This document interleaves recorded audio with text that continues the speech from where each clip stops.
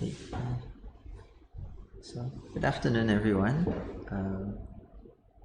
Thanks for joining in, especially if you are coming in today after doing the SMO Open this morning. I do appreciate you spending your afternoon here as well. We obviously are doing this a day later, so I'm sure that for those of you who took the Open today, maybe some of the questions are already starting to blend together in your head. So for the senior paper, do take a copy out of your own questions from when you took it yesterday, because by now, if let's say I am talking about the paper as a whole, I think maybe it's not as clear to you as yesterday. So do take it out.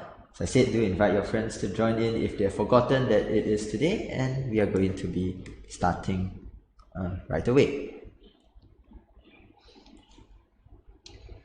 Now, for yesterday's junior session, we finished up in about 2 hours. I don't think that will happen for the senior paper. It usually is quite unlikely we finish in 2 hours, because as you are very recently acquainted with, there are a lot of questions that take a lot of time, irregardless of whether you found them difficult or not, right? And that's the nature of the SMO senior, right? So let's keep this relaxed. A day has passed already, so it is maybe not as painful, but all the same, let's just try to make the most of this session. Okay, so the same usual routine. If you were here yesterday, or if you have been watching the videos from the last couple of years, you know that the same suggestions. Let me know if anything is going wrong, whether it's a technical issue or a mathematical issue or a clarity issue. And also when it comes to cutoffs, when it comes to scores, the same thing as usual is that I have very little idea, because that really is something that depends on how the Singapore Mathematical Society wants to place the cutoffs. As all of you who have taken SMO this year have probably realized, not everything goes according to plan. And also, not everything stays the same, right? We have been saying, and probably your own experience has told you that the SMO senior is supposed to be filled with algebra, and then suddenly for this year, there's still algebra, but there's also a fair bit of other stuff. So I don't know exactly what the cutoffs are, but as the roughest of rough guidelines, I don't think it would change too much from that 14-ish 13, 14-ish cutoff, unless there is a significant change in policy. Yeah, so last year's cutoff is 13, right? So I don't think that is going to change much from the recent history of cutoffs, unless policies change significantly to allow more or less qualifiers. So I'm going to explain mainly the key ideas for all these questions, and especially because, as you are also very well acquainted with, this year's paper has a rather high number of computational problems, or rather problems that need a lot of computation. So it is not too surprising if you made some careless mistakes, and I'm sure that almost everyone made a handful of them. Because whether the careless mistake is in missing a case, it is in actually adding, subtracting, multiplying, factorialing, choosing wrongly, whether it's trigo identity, a plus switch to a minus, whether it's just literally didn't read one part of the question. It tends to happen all the time already, but a paper like this with so many computations just gives a lot of opportunities for that to happen. So even though I don't think that the paper is exceptionally difficult, it is a little bit different in terms of the topic distribution, and it is also a paper where I suspect there will be more marks lost to careless mistakes than usual. Okay. So yeah, for senior round 2 it's very hard. So it's definitely a good idea to look at some of the senior round 2 questions, just so that you have a good picture of what's going on. It's very hard, and most of the time, you have many students who just solve one question in the senior round 2, and the one question is the one that is in common with the junior round 2. That happens to a lot of people who qualify. So that means that, in a way, if you manage to solve one more question in round 2, you would have made up the entire huge bulk of so-called careless mistake losses from round 1. So don't worry too much about the 1 or 2 marks that you may or may not have lost. Now, the SMO Senior and the SMO Open this year seem to have had a little bit of a role reversal, not in terms of the Open being easier than the Senior, but rather stylistically, the Senior paper has a few more questions that are non-algebra and therefore not so curriculum aligned. Whereas the SMO Open today, I haven't tried most of the questions yet, didn't really have the time. I will be trying it right after this. But SMO Open seems to have a lot of questions that are more aligned towards syllabus, a lot more algebra than some of the previous years. So it seems to have flipped a little bit in terms of the roles. And this is just something that you want to be prepared. The SMO has never really made any promises over how their paper is going to be. I could speculate how the paper should be, your teacher could speculate, you could speculate, but at the end of the day, only the few members of the Singapore Math Society's SMO committee will be able to tell you how they came out with the difficulty, content, and topic distribution.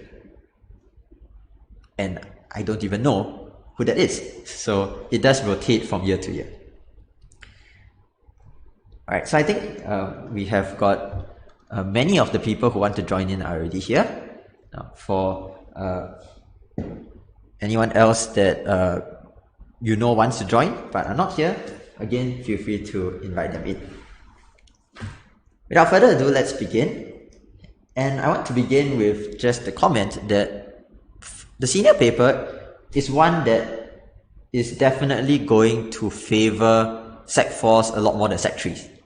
That sounds like a truism, but for junior, Sec 2 and Sec 1, not so terribly far apart. For senior, quite a lot, because you're going to have your logarithms, your trigonometry, your polynomials, and a lot of these things which are usually taught in Sec 4 or in the second half of Sec 3. So there is a bit of a gap. So whenever I say that, oh, this is a standard question, and if you say that, no, that's not standard to me, maybe you just need to wait half a year and then you would realize that it is standard. Okay, so do not take offense. If I say something is a standard question from O-level syllabus, that just means that it is something which will become standard to you once you've reached that point in your school curriculum. Okay, so question 1. Minimum value of quadratic. You have got 2 equivalent ways to do this. The first of the 2 equivalent ways is to complete the square.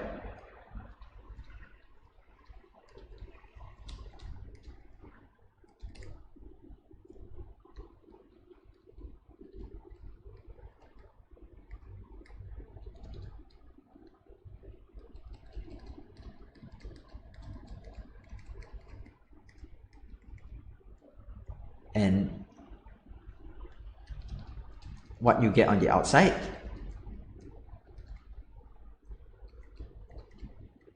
this should be equal to 9 because that's the minimum value. So m is 9 plus 9 over 8 is 81 over 8. Equivalent way, which is going to be computationally a little bit easier, is to say that, well, 2x squared plus 3x plus m minus 9 should have just one root at that minimum value, which means that your discriminant should be equal to 0. So this would also give you the same conclusion that m is equal to 81 over 8. Now I'm going to try to present multiple options for quite a lot of these questions because for the SMO as we move along to senior and we move along to open, part of the things that you need to develop is the improvisational ability. Meaning that, can you find a different method if, let's say, you don't know the intended method, or you forgot the intended method, or you know there's a formula but you forgot what it is? Try to improvise. And so that's what I'm going to be focusing on for many of these questions. Multiple alternative approaches.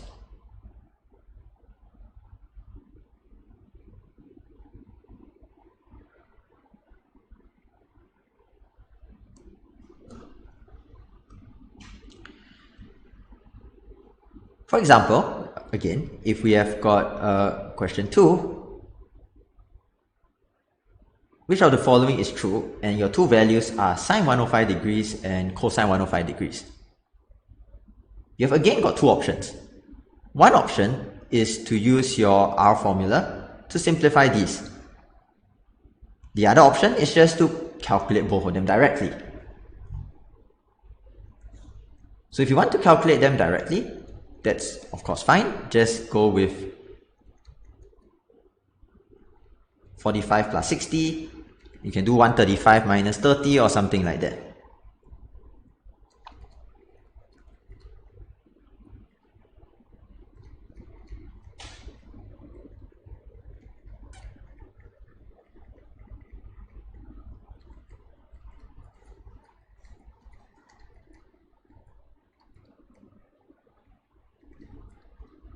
Sorry. Yeah. By the way, this is something that a number of you may already know the value of. If you already know the value is root 2 plus root 6 over 4, then good for you.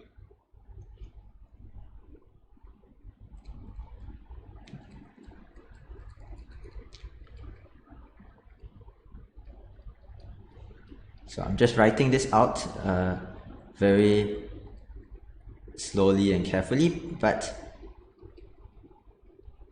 I think there isn't really much difficulty associated with this. It's just be careful.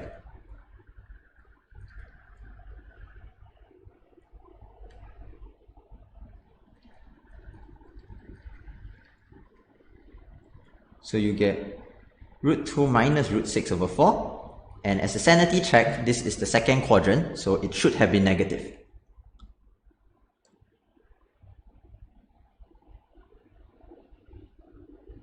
So based on this, the sum of these two, the root 6 would cancel out, so it should have been root 2 over 2.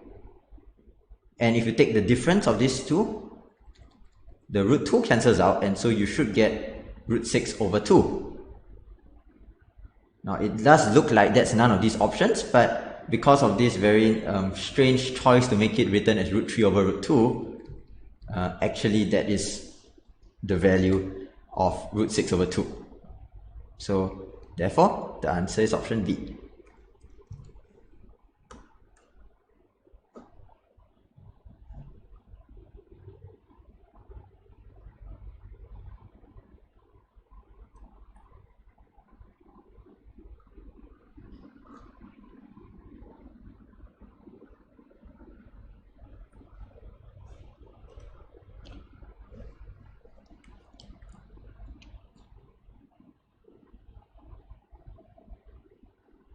So I see comments talking about a lot of memorization needed for senior. That is kind of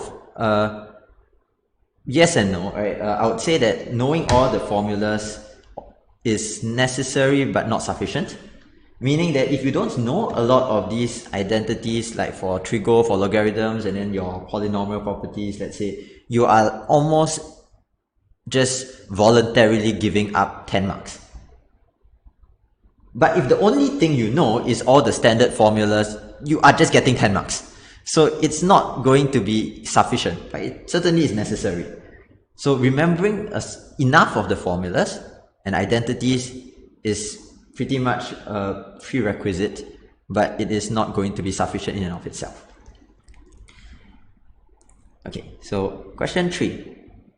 You have got log base square root 2 and log base square root 2, and so logarithms with the same base are just good friends. We can shift them to the same side.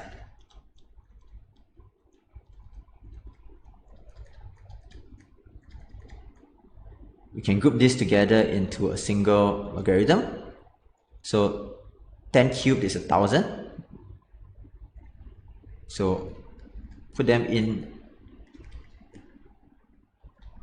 log base square root 2 of 1000x equals to 10.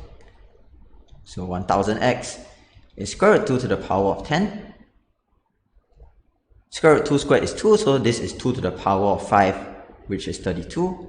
And then x is 0.032.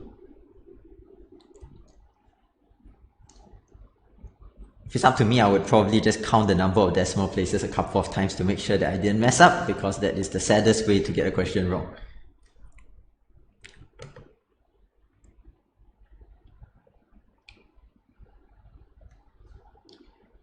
Now, question 4. This is a very frequently asked question now in recent SMOs, and it is essentially a coordinate geometry question, just phrased in equation form. Right? So this is a circle with center 5, 5 and radius 5.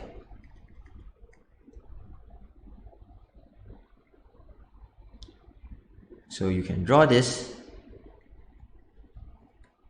and then you want the smallest value of x plus 5 squared plus y plus 5 squared. Now, this is also going to be a distance from the point -5, -5.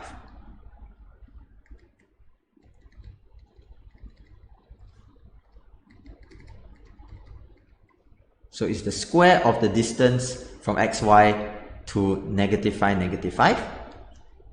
Meaning that you would like to be as close as possible to -5, -5, which is somewhere down here.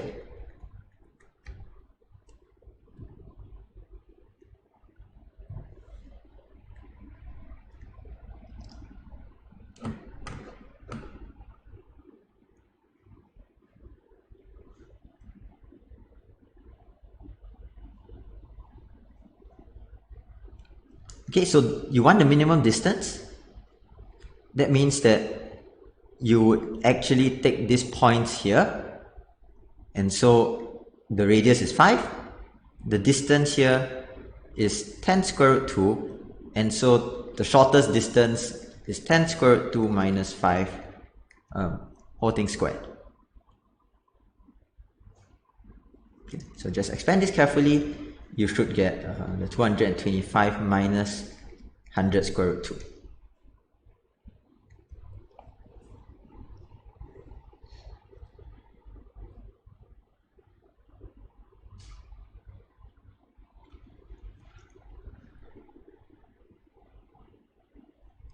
Now, finally, we have question 5.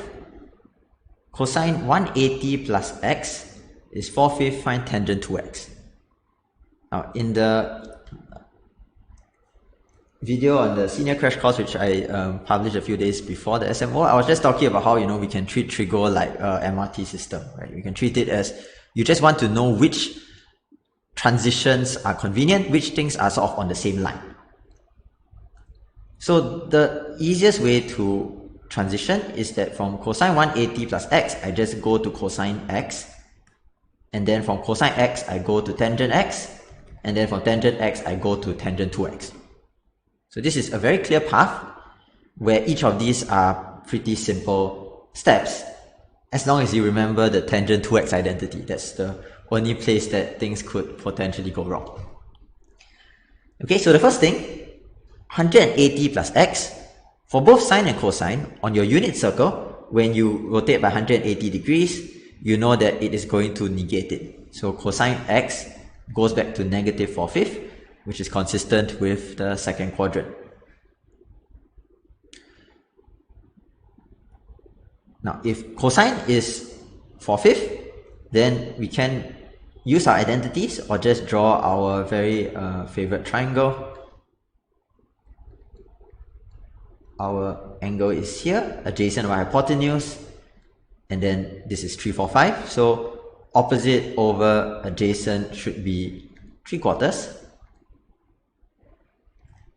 But in the second quadrant, it would be negative.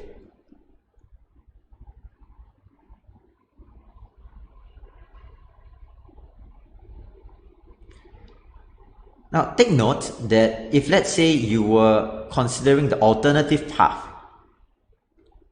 so just like our MRT, some paths will occasionally have track faults. So if you went to cosine 2x and then you went here, the problem is that you won't know whether it's positive or negative. Right? So if you went by this path through cosine 2x, tangent 2x, x is going to be in the second quadrant, but 2x could be in the third or fourth quadrant. So it's not instantly clear whether it's going to be positive or negative. Of course, you can check by doing some estimation, but it is easier to go directly through the tangent x instead. So tangent 2x is 2 tangent x over 1 minus tangent squared x. Put in the negative 3/4. You get negative 3/2 at the top, and at the bottom you get 7 over 16, which simplifies to negative 24 over 7.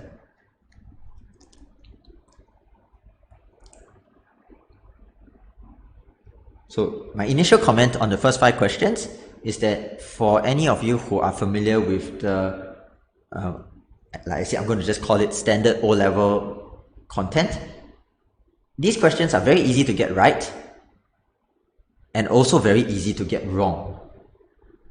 Meaning that nothing really creative has been used so far, but I can easily imagine some of you having made 2 or 3 careless mistakes in the first 5. So that's where the practice does come in, right? As much as we talk about problem solving is part of the process. Getting enough practice to be able to do this reliably, accurately is also part of the process.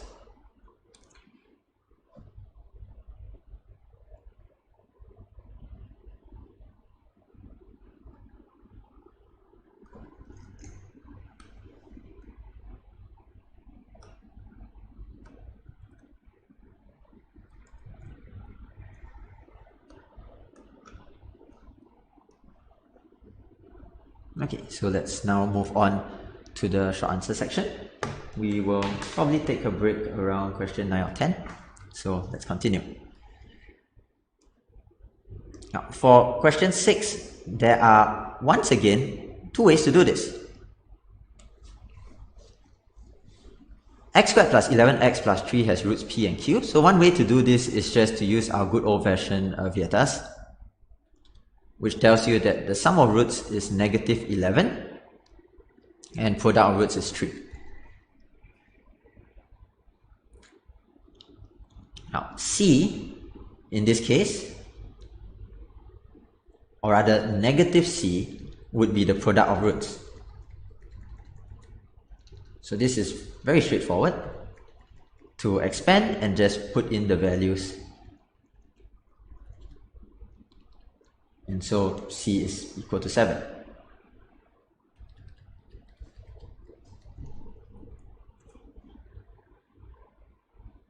Now, an alternative way that you can approach in these specific instances where you have taken both the roots and just shifted them in the same way, whether it be doubling both of them or adding 1 to both of them, or let's say in this case, so you added 1. What you can do is to say that p plus 1 and q plus 1, if I make them into p and q, they would be the roots of the original equation. So I can just make my new equation, x minus 1 squared plus 11 times x minus 1 plus 3. Effectively, this means translating the whole graph to the right by 1 unit. Now, this would immediately give you what the entire equation is.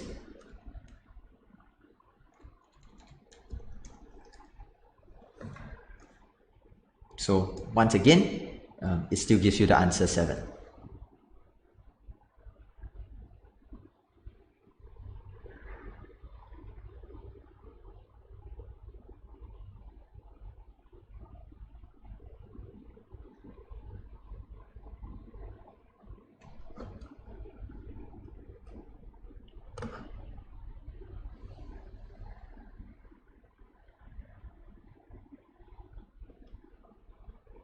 Okay. Question 7.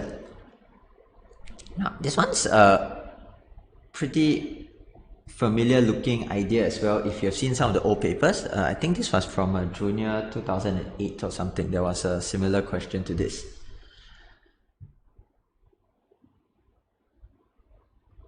Whenever you're given a problem phrased in this manner, right, smallest possible value of this thing is that,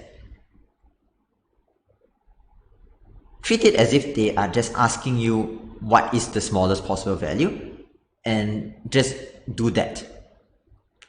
Now, the way that you would do it is to combine together symmetrically the a things and the 23 terms, and therefore get a squared minus x squared, 23 squared minus x squared.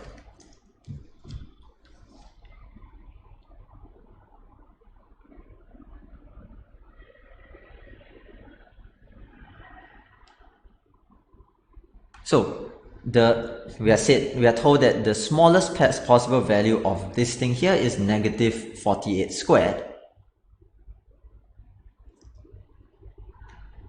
So minimum of this is negative 48 squared. I'm going to just flip it around, and I'm going to flip it around and say therefore the maximum value of a squared minus x squared minus 23 squared is 48 squared.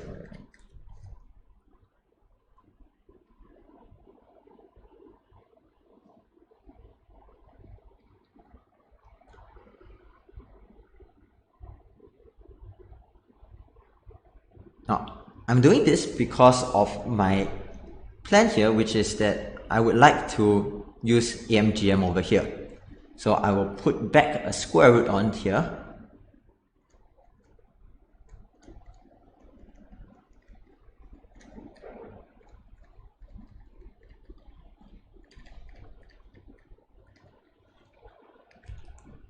Sorry, my square has run to the wrong place.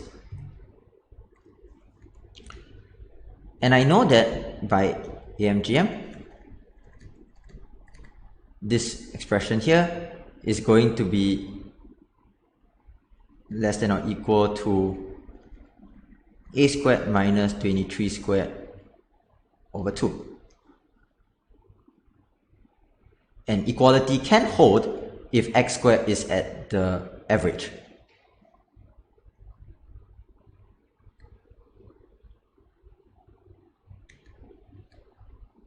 So the implication is that you get this value here, and it can be pretty easily computed that a is 25.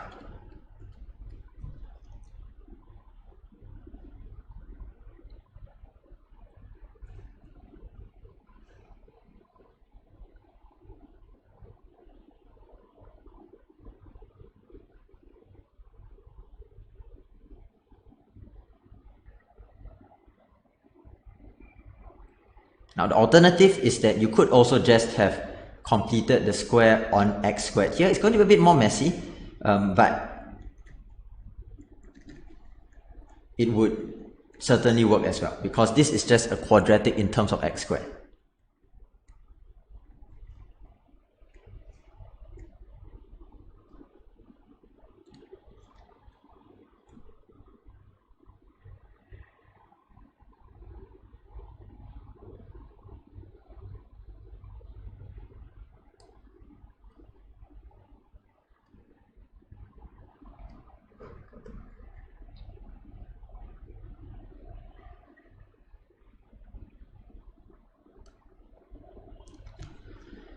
Okay.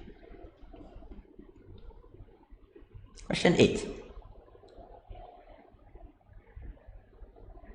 Now this is the perfect example of when you are approaching the SMO, you have to approach it with the mindset of the questions should be solvable within a reasonable time frame. So you need to know what we don't know, and what we don't know is any identities involving these powers here. There is nothing special about 20, 23, 6 and 9 as powers.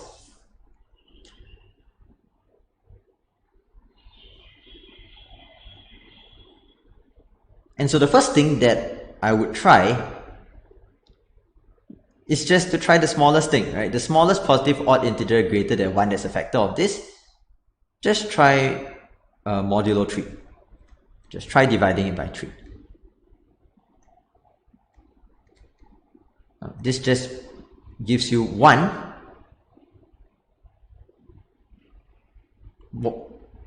for each of these 3, because they're just increasing by 3, so you know that they would all be the same. So technically, even if it wasn't 1, we know that all of them will be the same, but because it is 1, we don't even have to worry about the different powers. It is going to be 0 mod 3.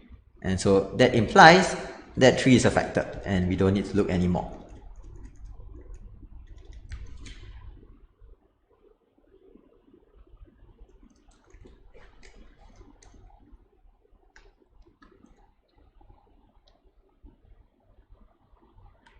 So you like to be very skeptical of the numbers that they give you each time, and try to see whether there's anything suspicious about them. Now in this case, if let's say that you're asking, why would you think of doing this apart from just, I noticed that I should try 3, well, the common difference between these numbers is 3, right? So it is conceivable that that could be a factor.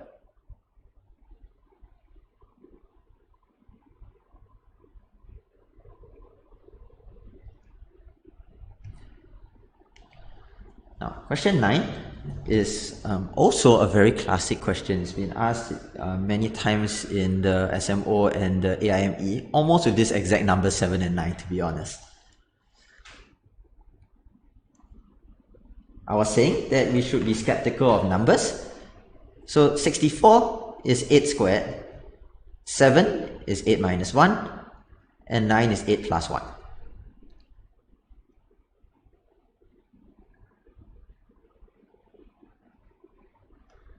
So we can just binomial it.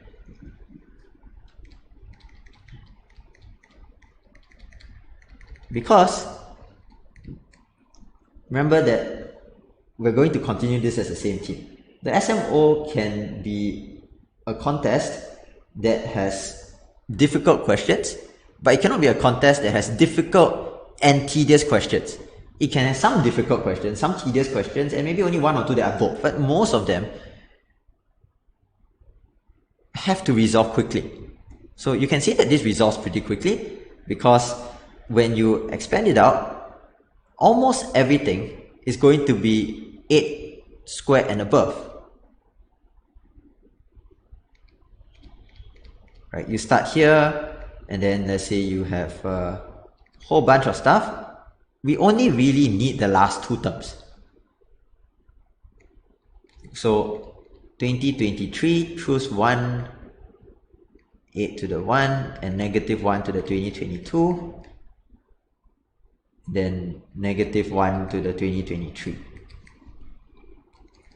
This same block of stuff.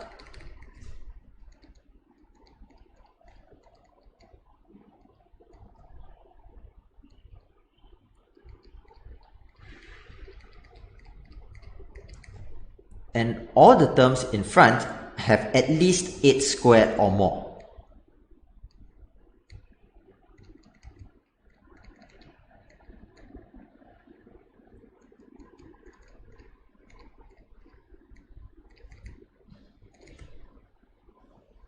And so therefore the only thing you need to worry about is the back part, and the back part is something you can just compute directly, because the 1s disappear and choose 1 is not a problem. So this also cancels off. And so modulo 64, this is what you need to worry about. Now the trick is that you already want to save a bit of computation time by noticing that this is already 16. And so if it's a multiple of 16, 16 times something that is 3 mod 4 is going to give you 48 mod 64.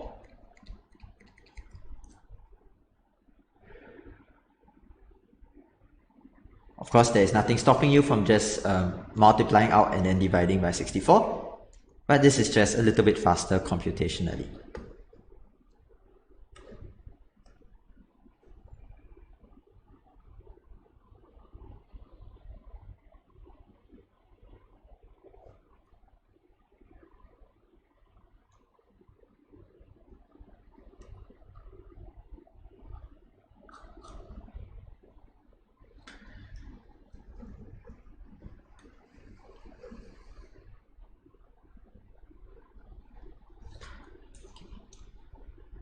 Okay, question 10. X, Y, Z are greater than 1. A is a positive number such that log x a is 30, log y a is 50, and log xy of az is 150. Find log base a of z squared. This is a normal logarithm question that somehow snuck its way into junior yesterday, but for senior this is very normal. So all you need to do for this one, just write everything in power form, exponential form, indices form, whichever you prefer calling it.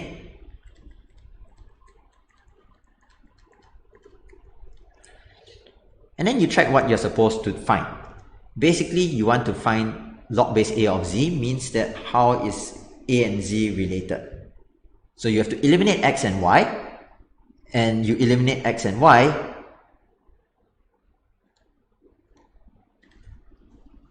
by just substituting these two back into here, right? X to the 150 and y to the 150 become a to the 5 and a cubed respectively.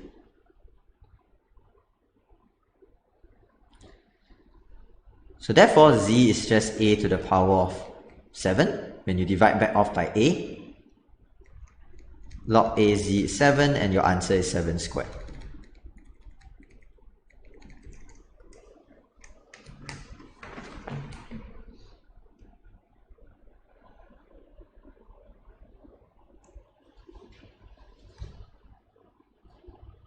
Okay, so I think thus far, we haven't really gotten into the very computationally tedious questions yet. There are questions which are still careless mistake prone, but we have not got to the tedious ones yet, so we are here in just 30 minutes, which is a good time. So let's take our first break at this point. And yeah, just a reminder to those of you in the chat, just please be nice. There are many of you who are very experienced. There are so many of you who are pretty new to Olympiads, and every of these questions when you are new can be challenging. So please be nice, do be considerate, and just yeah. I have been in the environments, the senior team, national team, where every question is trivial and every question is obvious, and silently you don't find it trivial, you don't find it obvious, and you're just not feeling too good. So just be nice. Okay. Right, so we'll take a 5-minute break and then we will be back very shortly.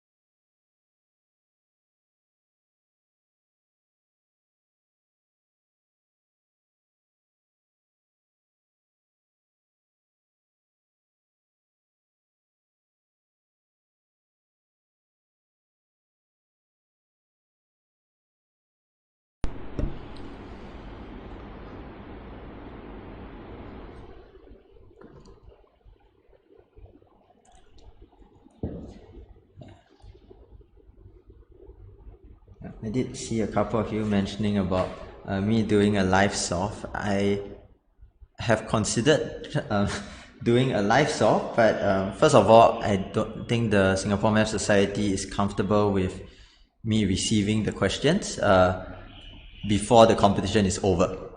Right, so I would basically only get a copy after the after the answers have been collected. So usually about 1 p.m. or so, when I'm able to get it from either some of my students or anyone else that took the contest. And then after that, of course, I would need time to go and copy it and prepare it into a usable format where anyone can actually see it on the screen. Right? So, and then naturally, if I'm doing junior, then senior would be a bit too late, and I don't want to be going up too late before you're due open today, right? So that's the rationale why it's the next day. The other rationale, to be very honest, I cannot guarantee I can come up with a nice solution for all the questions for senior and open. For junior, I'm fairly confident. But for senior and open, the trouble is that sometimes I don't know whether there is meant to be a nice solution, you see. So sometimes the first solution that comes to mind for me is not nice, and then after that, I would need a bit of time to tell whether that's just how it's supposed to be done or is there something better. So without sufficient time, you're going to be hearing just very ugly solutions, because as a competitor, I would be doing the same tricks that many of you did. Assume this is equilateral, assume x is 0, assume that these 2 points are concurrent, or estimate to the nearest integer. I mean, I've done all of that as a competitor as well. And then sometimes I would just have expanded everything and computed huge numbers, neither of which is intended. So it's a bit difficult. Now, the other thing, right, some of you are saying about the errors in the questions is there is a bit of a headache in what has happened this year with both the senior and the open, with the error corrections not quite going according to plan. First of all, I do empathize with those of you who have wasted time on some of those questions, if they have some errors inside. Right? It is unfortunate.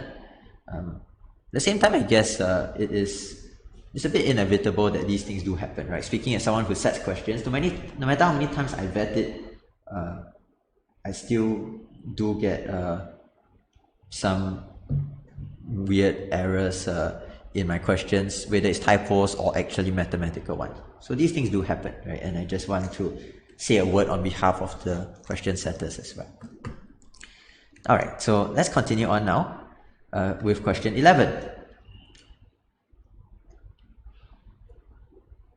Once again, the constants cannot be random, and the constants here are given as a glut of factorials and powers.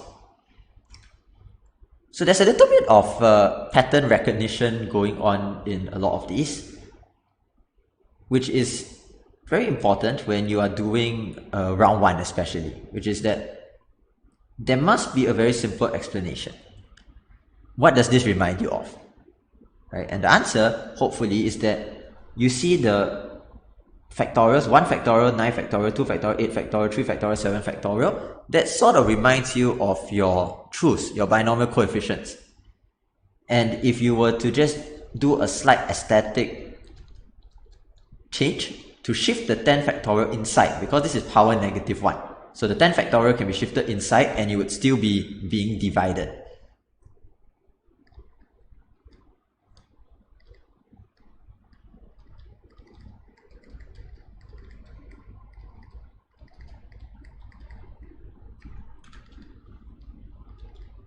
Then it should be pretty clear that you really do get all of the choosers. Right? This is going to be 10 choose 1 times half, then choose 2 times 1/2 squared, all the way to 10 choose 9 times 1/2 to the power of 9. And this is, well, almost a binomial expansion. It is missing the head and tail, but it is basically your binomial expansion. Right? So increasing powers of half means that the counterpart, which you don't see, should be 1, and there's a total of 10 choose everything, so power 10. So this would be 1 plus 1/2 to the power of 10, with the head and tail missing. The head would be 10 through 0 times, well, nothing. So 10 through 0 is 1. That's missing. And then after that, the one at the end is 1/2 to the power of 10. Yes, I did forget to write the negative ones.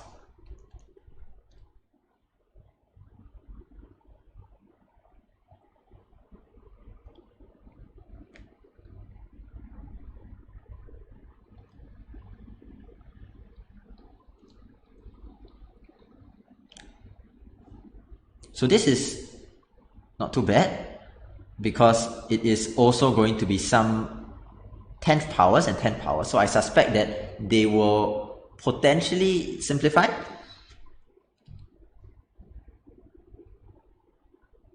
I'm going to, well, this is actually a fraction. I just don't want to write it as a fraction to save space, and I suspect that's what the question is written in this way for, to save space.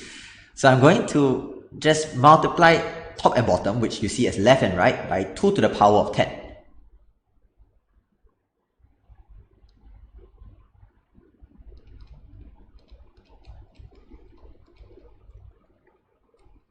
And then this would become 3 to the power of 10 minus 2 to the power of 10 minus 1.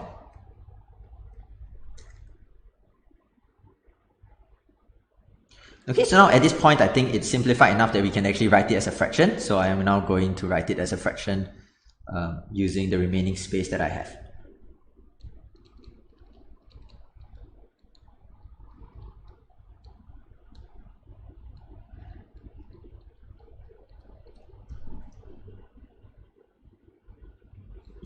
So by doing a bit of division, it's going to be roughly 2 to the 10, and then you have an extra 2 to the 10 at the top. Clearly, 2 to the 10 is less than half of 3 to the power of 10, and so therefore this 2 to the 10 is smaller than the denominator, and so this is less than 1. So your answer, you can throw that away and just keep 1024.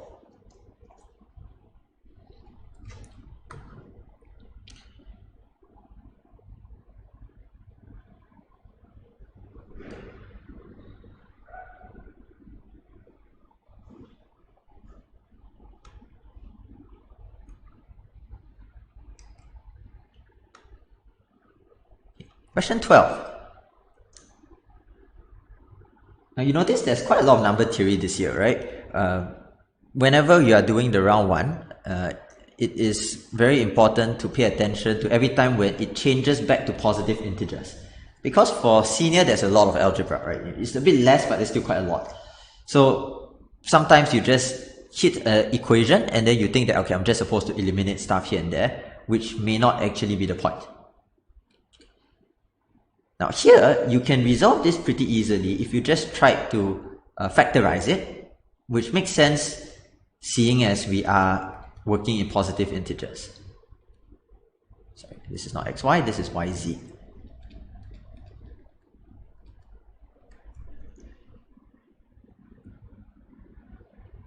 You always just want to ask the question, what's strange about this? Or what's unusual about this? Or what is nice about this, or whatever other adjective you like. I notice y appears in both of these, which means that y is a common factor. But these two numbers are co-prime. 91 and 72. 91 is 7 times 13, and neither of those are factors of 72. And so the implication is that y is 1. And y is 1 is, of course, now going to leave you with 2 equations and 2 unknowns.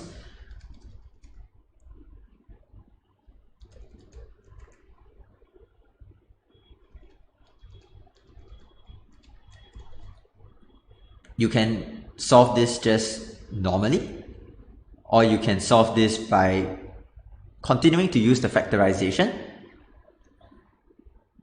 which we have already established above. Okay, so I'm just going to use the factorizations, but you can eliminate xz and then get x plus z is equal to 19 and then substitute in back and solve the quadratic. So either way is fine. I'm just going to go for this one.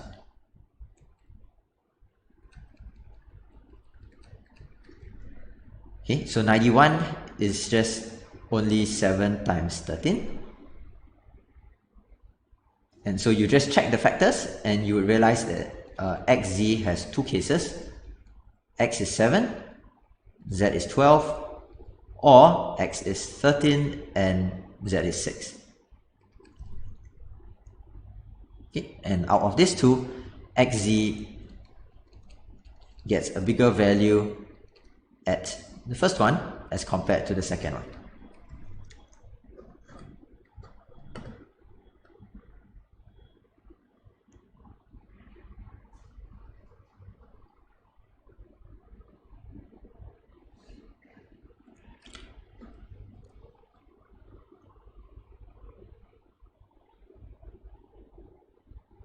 I know that the SMO does, and most Olympiads do sometimes just say maximum value as an anti-guessing measure. But you should also consider the possibility that it's there because there is more than one. Especially when you have a Diophantine equation and or you have more variables than equations, you tend to have multiple solutions. So it is one of those cases where you would rather not try to just guess, which is probably how many people ended up with 78, right? Okay, question 13 is a trigo question for people who don't really like to do a lot of trigo. The telltale sign of a trigo question that's not really trigo is when, one, the same thing just keeps appearing, like let's say the whole equation is just sine x, sine x, sine x, sine x, sine x, so it's just in terms of sine x. The other is when they're all even numbers here. All the powers are even. Now you see, when all the powers are even, it means that you could write everything in terms of sine squared x, and cosine squared x is just 1 minus sine squared x. So I'm going to just let y equals to sine squared x.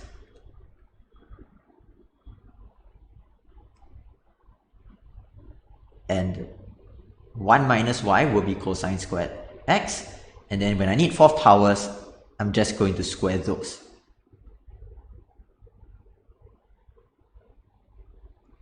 So my given becomes y squared plus 1 minus y squared over y plus 1 minus y squared. And what I want, well, if you want to factorize this as a difference of squares first, you can. So maybe I will just do that first because I can use that this is 1. So this is now square root 28 y minus 1 minus y. So 2y minus 1.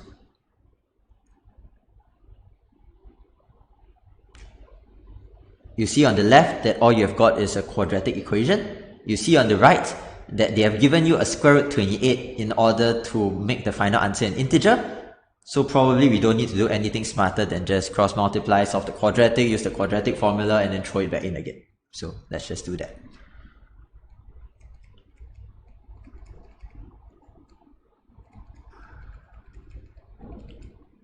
Okay, so cross multiply.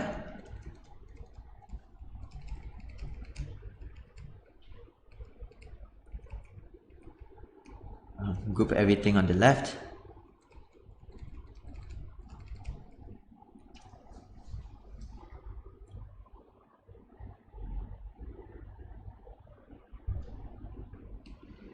And then after that, just throw it into the quadratic formula. And you see that this one, unlike the previous one when you say maximum value, right? This one gives you a disambiguation. Whenever it's a quadratic, there needs to be a disambiguation, either with a rejected solution or with an additional condition.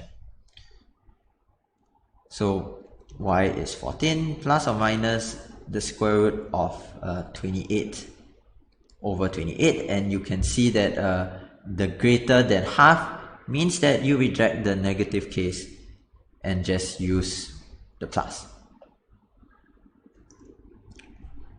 Okay, so now just putting it in, it's pretty easy to see that the 14 over 14 cancels with 1, and so final answer is 2.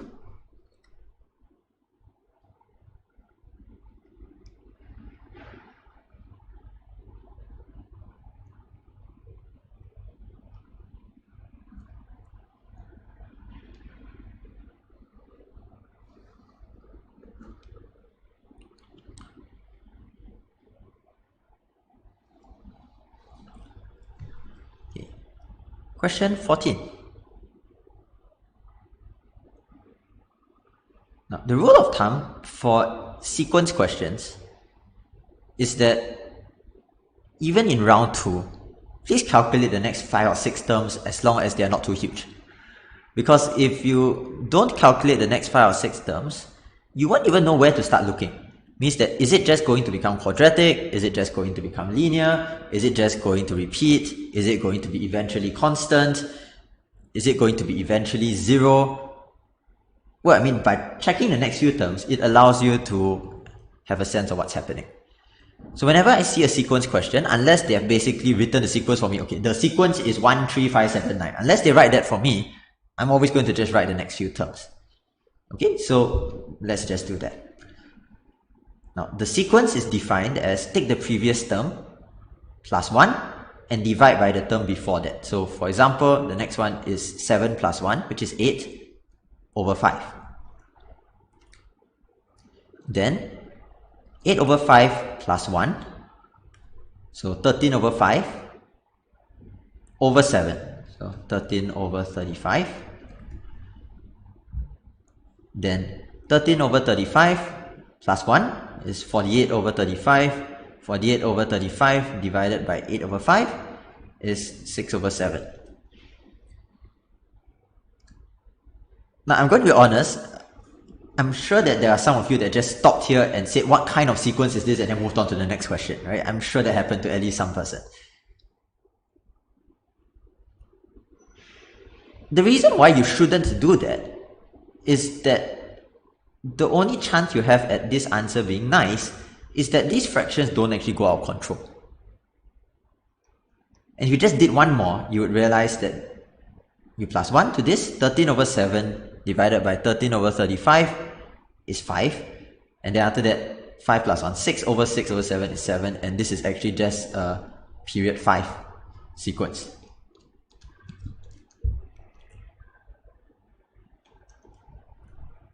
So it's just a period 5 sequence. 2023 is 3 mod 5. So it is going to be, this guy is A 2023.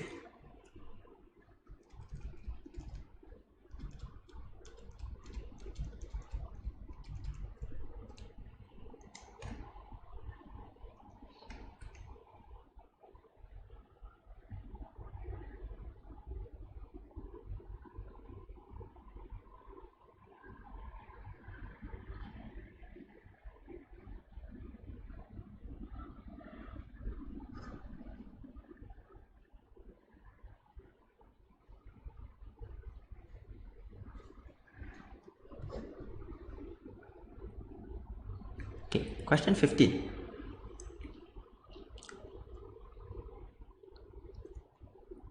Now, this is a very interesting question. There's probably a couple of ways to do this. But for me, the one thing that will stand out is that 5 squared plus 6 squared is 61. So because 5 squared plus 6 squared is 61, so I get a sense that, okay, this is pointing me even more towards I will use my R formula. Okay, so I didn't write the R formula out earlier on when I said, okay, question 2, you can use the R formula. That's because now we can use the R formula and I can say it in more detail.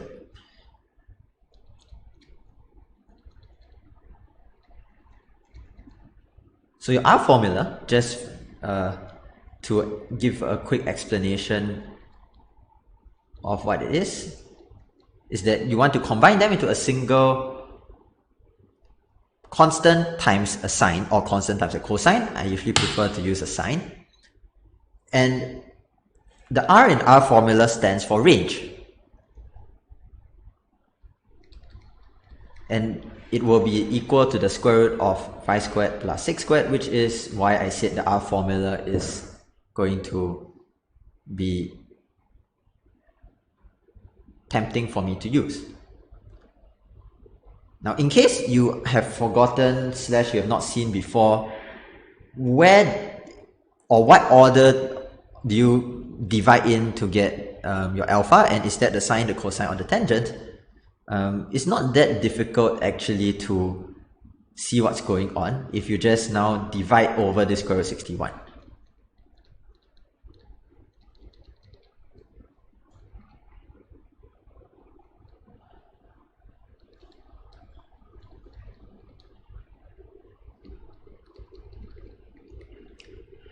Effectively, you want this to be your cosine alpha, and you want this to be your sine alpha.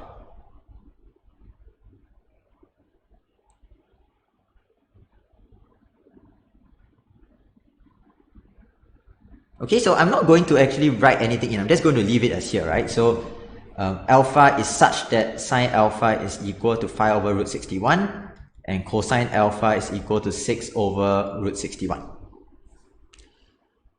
Now, if you learned it in the standard formula way, it would normally be written as the tangent inverse of 5 over 6.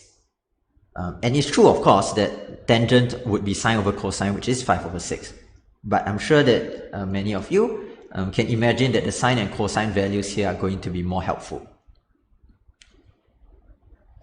So if we put this back into the original equation, and I will leave it as r sine x plus alpha equals to c.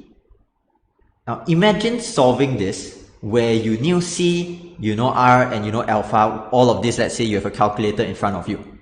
Now the procedure would go as follows, right? You just divide over, and then after that you will say that x plus alpha is equal to whatever the sine inverse of this is.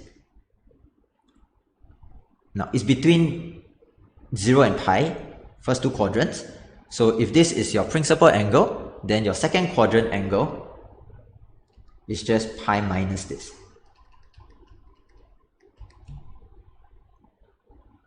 So these are your two solutions, meaning that your B and A, B would be just this minus alpha, and A would be this thing minus alpha. So I'm writing this very explicitly, but of course the sine inverse C over R does not matter, because when you take A plus B, that cancels off, and A plus B is equal to pi minus 2 alpha. So therefore sine A plus B is equal to sine of pi minus 2 alpha is just sine 2 alpha, and we conveniently have the sine and cosine alpha handy. So just put this in, you get 60 over 61, and so the numerical answer is 60.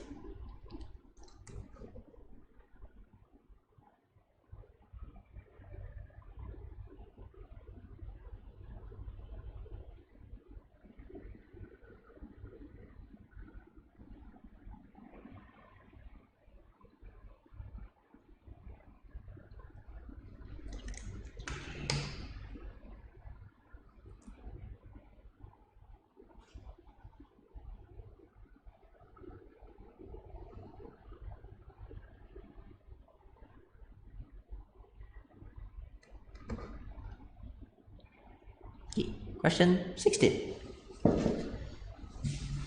Yeah, it took us 16 questions to reach our first geometry question, and it is usually going to be something like that in the SMO senior, right? There's not that much geometry. There normally is also not that much number theory, although this year it came back a bit more.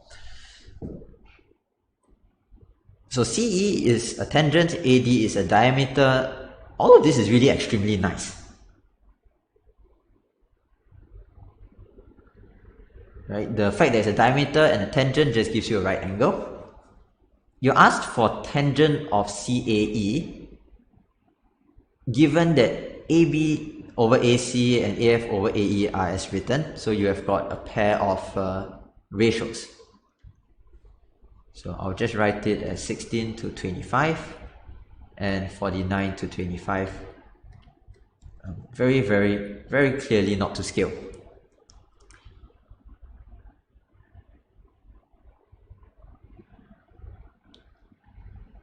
So what you want to ask yourself is, how am I supposed to use these tangents to help? And you have actually got a couple of ways because of this setup to find what those tangents are. Now I'm going to just talk about the left side first. If you want to find the tangent of, let's say, CAD, there are two ways to do that. The first way that you can do that is to just suppose we just call this 25x and 16x to use your tangent secant theorem. Okay.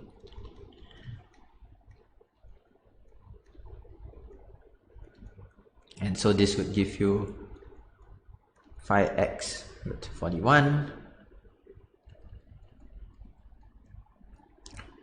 And then after that, AD, if you calculated it, would be 4x root 41 by Pythagoras. And then implication is that tangent of CAD, opposite over adjacent, is 5 over 4. Right? This is one way that it could happen. Now, because I am not wanting to overclock the diagram, I will mention the second way that you can do it using the right side of the diagram. So the second way that you can find this tangent, let's say for this angle, is to draw in DF and use similar triangles. Your nested similar triangles, ADF is similar to AED. And so AF over FD equals to FD over FE. And so if I call this 49y and 25y, FD will be the square root of that product, which would be 35y. And so in this case, the tangent would be 5 over 7. Now I'm just showing both methods that you can use, meaning that you can use the same method for both sides, right? You don't have to notice both of these methods. But there are two ways that you can do this. So it is quite a gentle way to set this thing up. Because it's not such a narrow solving path when there are two options. Okay, so anyway, then finally you just use your compound angle formula for tangent. So the first tangent plus the second over 1 minus the product. This simplifies to 55 over 3 and answer is 58.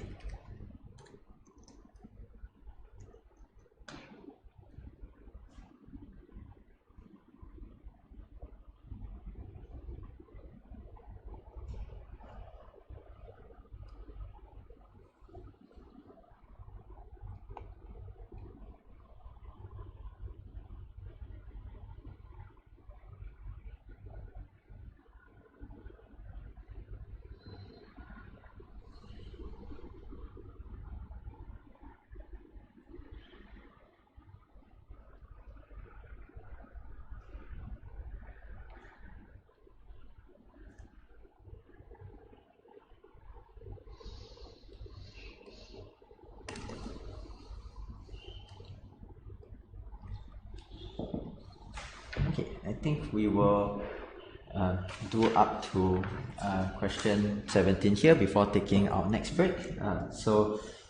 Because towards the back, there are actually a few questions that are not so difficult. For question 17, I'll be the first to acknowledge that I definitely overthought this for a while. And then the way that I got to the solution is by thinking this is the SMO senior round 1, and there is still a limited number of things which you are expected to know for geometry. So it shouldn't involve anything too complicated. Okay, so anyway, let's write down the two lengths we're given, and then the 45 degrees.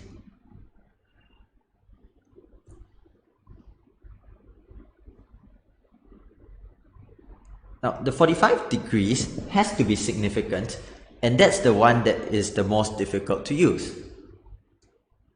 If you used it by trying to do some trigo bashing, it is a little bit difficult to make much progress because of how many unknowns there are at the initial stages. And so instead, the easiest way to use the 45 degrees is always a 90, 45, 45 triangle. And 90 degrees when you're in a circle. Yes, one of the ways is using the diameter, but the diameter is kind of too far away from the 45 degrees to be easily used. Instead, what would be easier is to just drop a perpendicular down.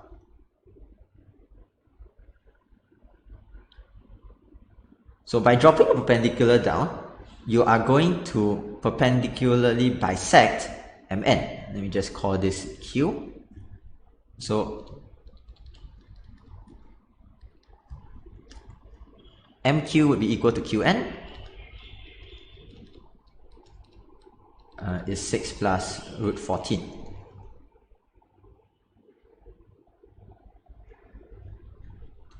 So I'm just going to write square root 56 as 2 square root 14. So PQ, you subtract this off, is 6 minus root 14. And PQ would be equal to QO.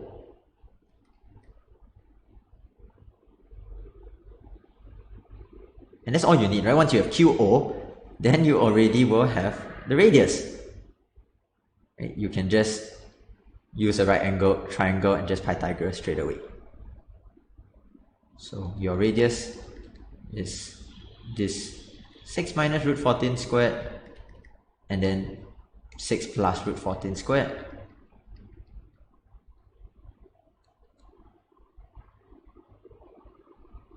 The middle terms will cancel out, so you'll just be 36, 36, 14, 14, which is 100, and so your radius is 10.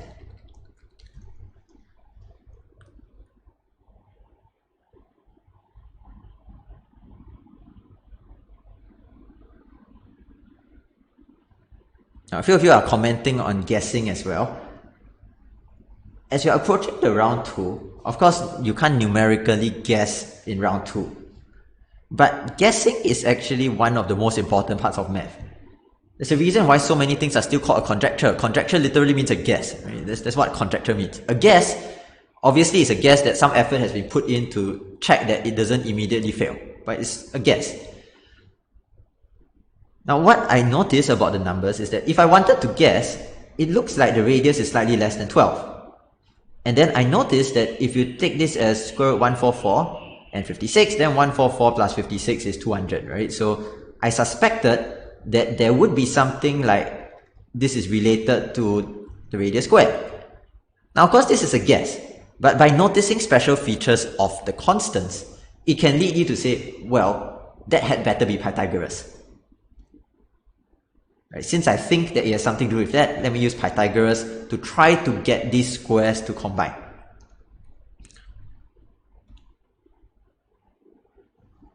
So I'll just erase away my evidence of guessing, but that is one of the ways that you can make progress on some of these questions if you are stuck. Okay, so on that note, let's take another quick break for 5 minutes, and then when we're back, we will go through the remaining 8 questions.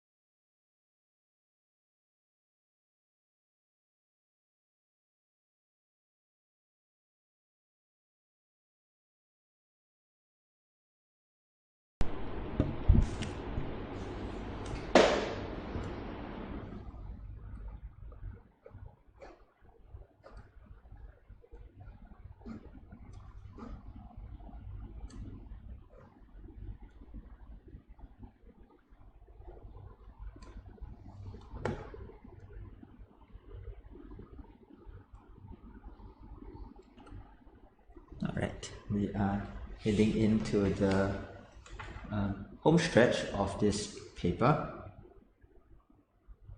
The back part of this paper, just like the junior, and possibly for the open, I haven't actually looked in great detail at the last few questions.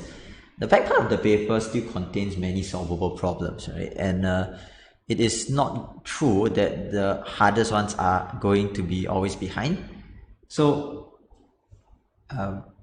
my suggestion is normally that you should actually at least spend 1 or 2 minutes flipping through all the questions and getting a rough sense of like, do they look like there are solvable questions behind? If that year you get the paper and it looks like, oh, it really is in order of difficulty, like the last 5 are completely impossible, then you know you can focus more on the front. But you would like to be a bit more liberal in skipping difficult questions. If you look at the back, and like this year, there are at least a handful that are pretty doable. Now, question 18, I would definitely count it as very doable, because it just follows our standard pattern for doing summations. Right. This is something I mentioned in the open video, but it is just true for all summations. Either there's a famous formula, or you can get it to telescope, or you can pair things up. Whenever it's sine and cosine, it usually is about pairing things up like 90% of the time. So pairing things up is almost automatically going to be like this. So I'm not going to actually write in the value. I'm just going to say what happens when I take fx plus f1 minus x. Well, by definition of my function, I get cosine squared pi x over 2, and then cosine squared pi over 2 minus pi x over 2. Right, just multiply 1 minus x by pi over 2, and you realize that these two are just complementary angles,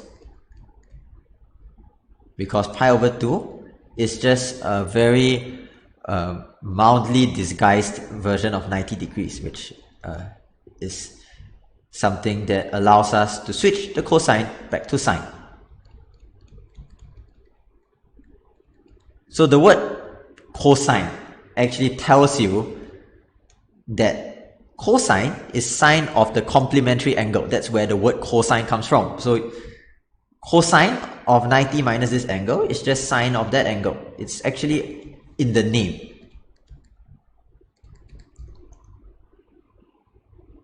So this is one of the questions where when I flip through this paper, let's say when I first received it on my phone, I sort of would solve this in 5 seconds, because it's like the most natural thing to me when you see any summation. Right? The geometry ones, of course, I would need to add lines and see how it goes. Some of the number theory ones, I need to do some computation. But this one, it's almost certain that something like this will work. So you have got, of course, don't forget to divide by 2. You get 1011 pairs, each of which sum to 1.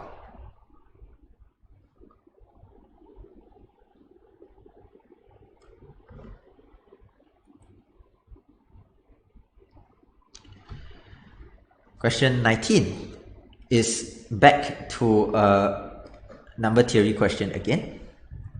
Now, it's a number theory question which is going to require you to know a little bit of modular arithmetic. So it's not like the ones earlier where it is just going to be like, oh, just use the binomial theorem, and you aren't really applying modular arithmetic. This one, you do need a little bit.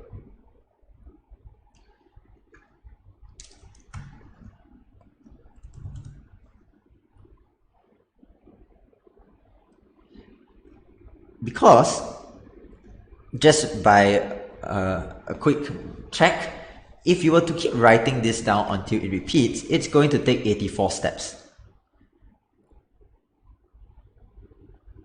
That's not very promising. So you won't be able to get there in time. Instead, you will need to use your Euler's theorem and or Fermat's Little theorem. and I'm always partial to doing the safest option, which is split it into its prime factors, 5 and 43, and then just taking mod 5 and mod 43 using Fermat's little theorem. So for those of you seeing this sort of thing for the first time, just a very simple statement, right? Your Fermat's little theorem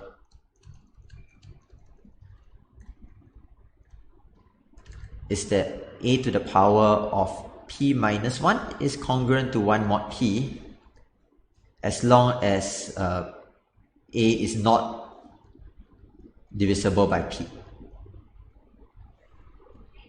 And this is essentially a guarantee for a checkpoint after which things are going to repeat. It's not guaranteeing that it is going to be the first place. It's just guaranteeing that it is a place. Right? So for instance, like if let's say that you take mod 7, 3 to the power of 6 should be congruent to 1 mod 7, which is true. 2 to the power of 6 is also 1 mod 7 by the same theorem, but actually so is 2 cubed. So it's not saying that this is the first place, it's just saying that this is a place where it loops back to 1. So applying it to here, what it means is that if I take mod 5, 3 to the 4 should be 1, so it repeats after 4 steps. So I take 23 divided by 4, I get a remainder of 3, and so therefore I just take 3 cubed, which is 27, and that becomes 2 mod 5. You repeat the same for mod 43. 42 is going to be congruent to 1. You divide this by 42 and you get 48 remainder 7. And so this reduces to 3 to the power of 7.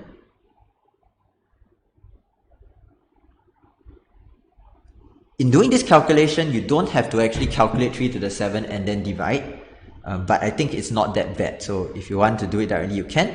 If you want to just apply mod 43 in between, then that will also shrink it down quite a lot. In any case, so this is 2187, which if you divide by 43, you get a remainder of 37. In fact, that's just 2150 is obviously a multiple of 43. Okay, now the last step is that you need to put these together again. The so-called Chinese remainder theorem tells you that you can do that, but how you do that is normally to look for something that satisfies both of them. Thankfully here, we don't have to look very hard because 37 itself is also 2 mod 5. So that will be your answer, that the remainder is 37.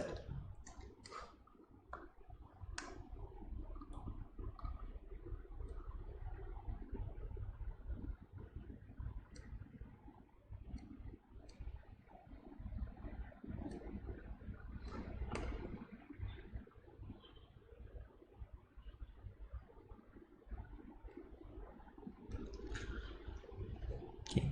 20 is back to a question that could have been asked in the SMO Junior, but it's also just a little bit cruel. It's just such a waste of time.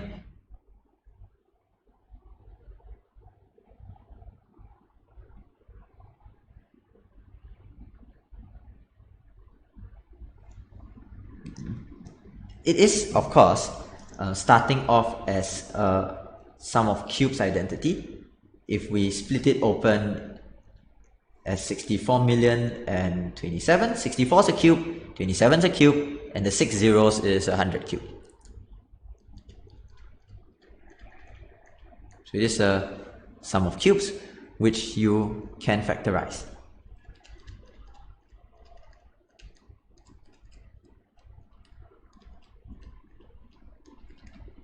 So that's not too bad. However, it is the thing after that is a bit annoying, because you just have to factorize the numbers that are left over. Right? This is 403, and then what's left is 158809.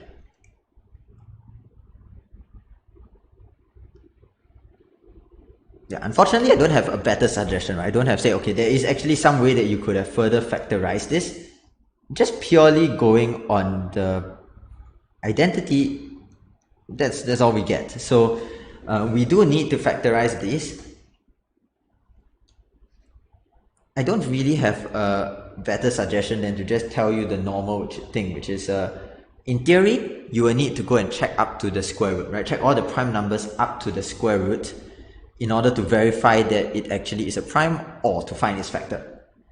For the big number, you can be quite assured that they are not going to be so cruel where it's just the product of 2 3-digit numbers that are both prime. Okay. So 403 is 13 times 31. That's the first factorization. And then on my own working, I literally have this 158809. It's not divisible by 2, 3, and 5. So I asked, is it divisible by 7? And then after that, I took out a 7 and said, is it still divisible by 7? And the answer was yes. And then I asked, is it still divisible by 7? The answer is yes. So it turns out that this was just divisible by 7 3 times over. You would still need to check that 463 is prime, which it is. So numerically, just add this up.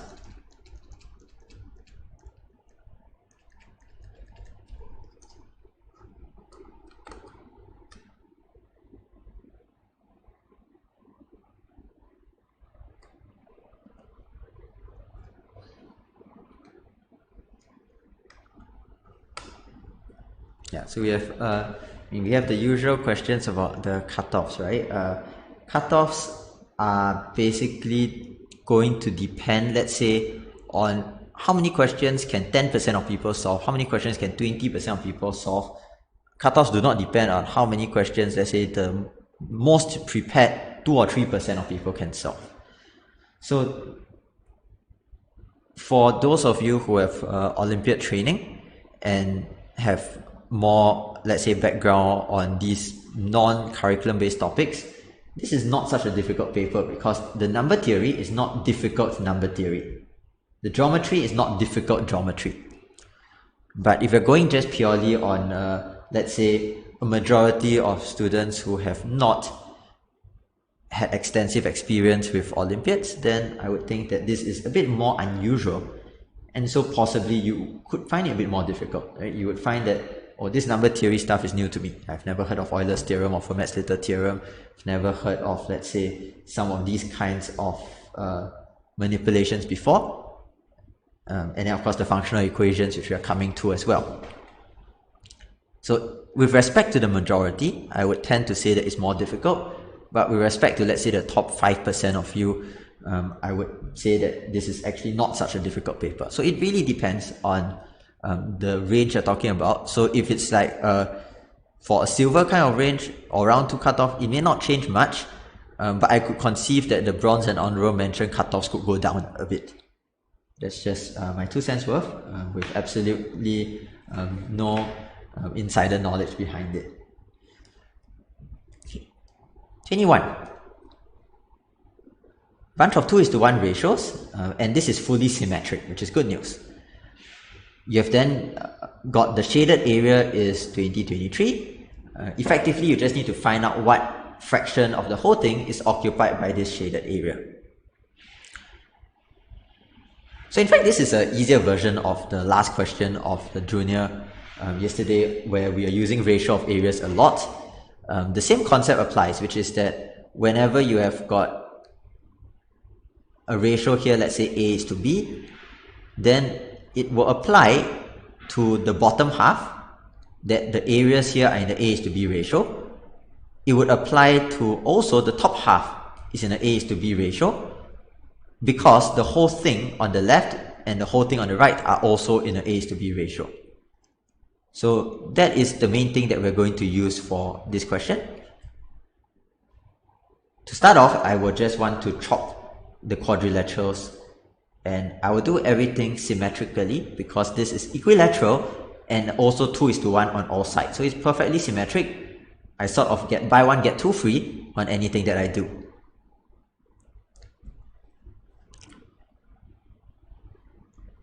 Now I'll just start calling the areas of all the smallest triangles x, and then the one next to it will all be 2x.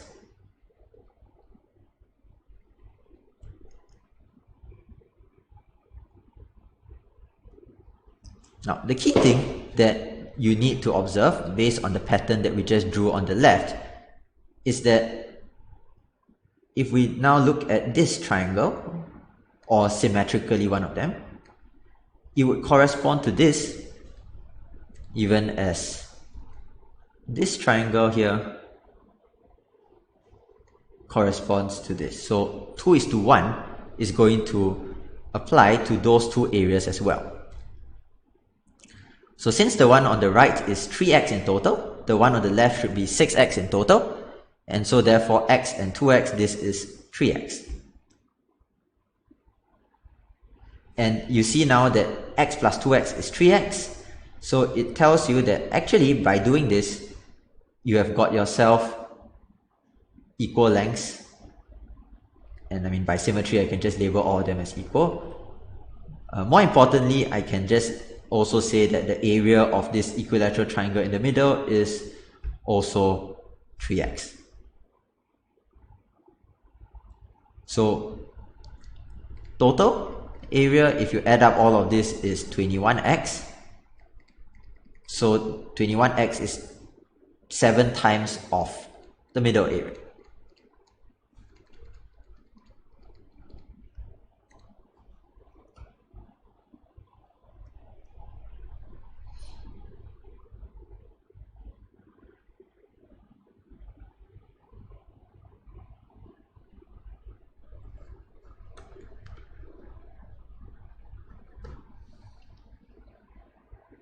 Now, 22, yes, this is the one that has the erroneous question.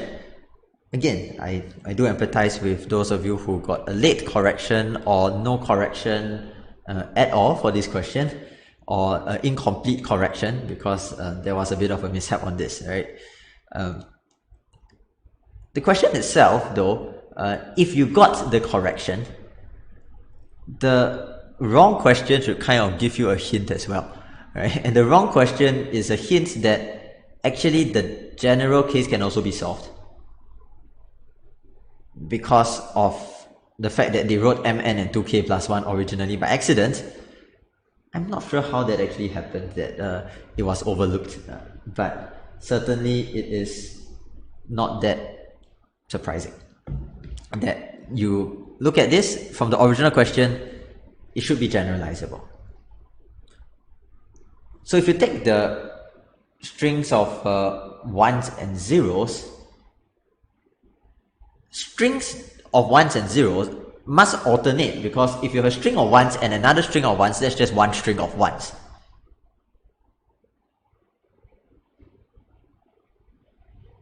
It's like if let's say that you have one jug of water and then you pour it into another jug of water, now you just have one jug of water with more water inside. So it is going to alternate, and so 13 strings of ones and zeros is either going to be start with 1,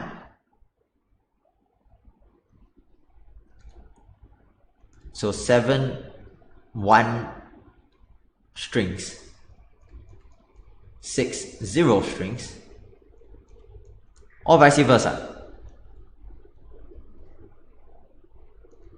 which is 6 of the 1 strings and 7 of the 0 strings. Now we know that, of course, what I've written here is just a representation because we have got more than 7 and 6 ones and zeros. So effectively, you just need to type in a little bit more ones and zeros into these different zones for both cases. So what I'm saying, in other words, is that for the time being, these ones and zeros represent zones. Sorry, that's a poor choice of color. They represent zones. They don't represent a single digit yet. So in the first case, it means that you can add in 3 more 1s into the 1 zones and 5 more zeros into the 0 zones.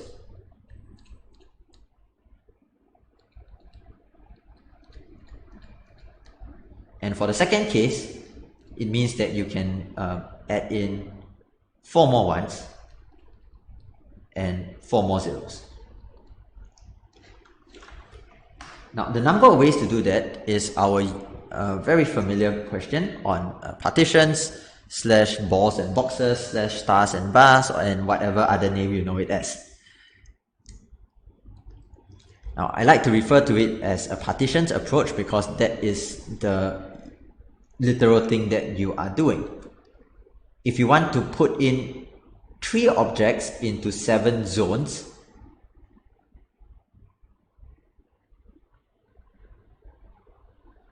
that means that you are essentially going to have 3 objects with 6 partitions. Okay, so 3 objects into 7 zones means that you have got 3 objects and 6 partitions to arrange in a row, and so that would be 9 choose 3.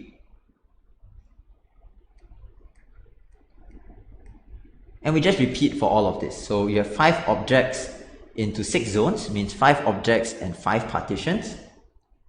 This is 10 choose 5. 4 objects going into 6 zones, means 4 objects and 5 partitions.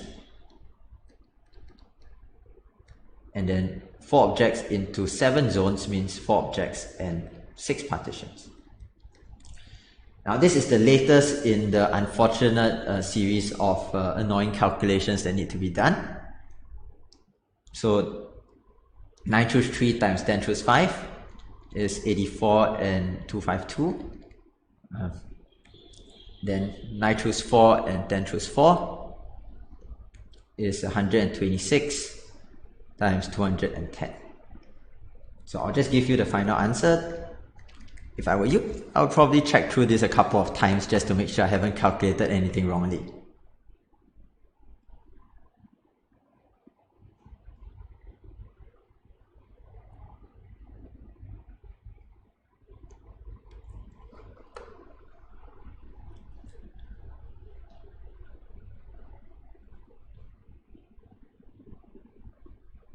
Okay, question 23. Now, this is a bit of a weird decision to put the harder of the 2 functional equations in front, right? Because 23 is a lot easier than 24. But for 23 here, there is a bit more of a possibility of actually guessing the function. Let me clarify that. I don't mean guessing the function by staring at this and saying, aha, I know that the function is... No, it's not going to happen. It's not going to happen because, the function is fx equals to 14 over 3x squared minus 94 over 3x plus 47, right? This turns out to be what the function is. Obviously, I'm not saying that you can guess that. Now, what I am saying is that if you look at this 2fx plus 2fy, you may be able to guess that, well, if I have fx to be just squaring, it will actually match these 2 parts. And I can also incorporate linear and constant terms freely because ax plus by plus c is there to just swallow up everything. So it is possible that you could guess that the function can be any quadratic, and any quadratic gives you 3 degrees of freedom, which is enough to satisfy these 3 values already. So in that sense, you can guess that the function is quadratic and then substitute in 2, 3, and 5 to find the coefficients. Okay, so that's what I mean by it can be guessed. But of course, you also can do it by the more traditional way of solving round 1 functional equations, which is just to do a bunch of substitution. The only thing is that this is going to be quite a long list of substitutions.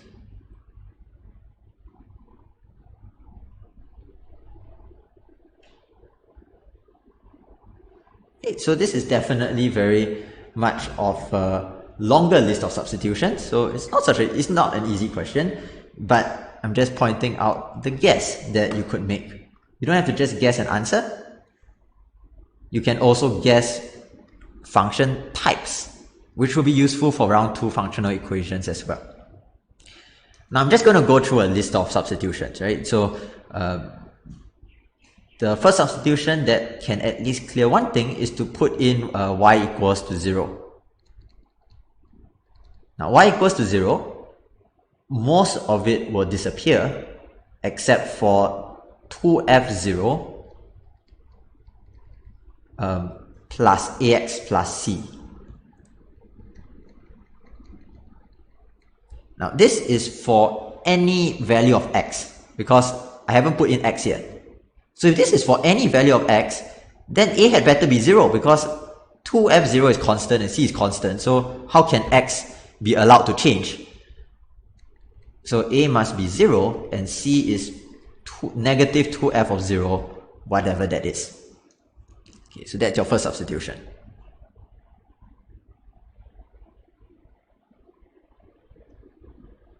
Now after I've gotten that, at least I can now sort of get rid of this, and I write this as minus 2f0. The next substitution which I can try to do is using my values 2, 3, and 5.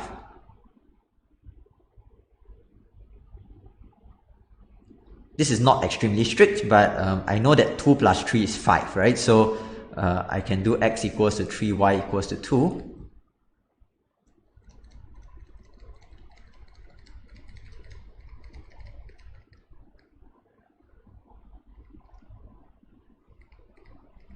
So big chunk of stuff here, but remember that we do know f of 5, f of 3, and f of 2. So if I just shift all of the f values to the other side, after you put in 3, negative 5, and 7, you get 11 plus f of 1 equals to 2b minus 2f0.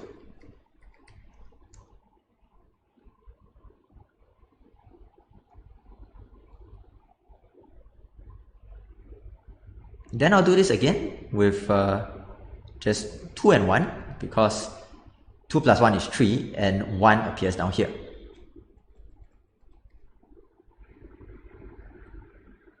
Now, if you do the substitution in,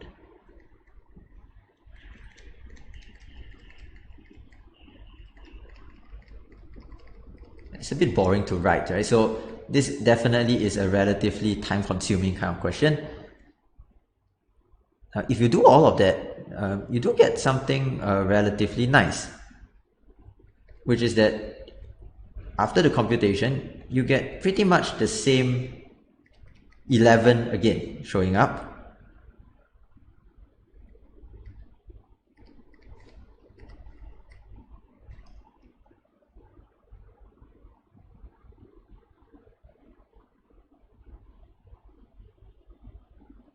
And so by comparing this, just replace this by 2b minus 2f0.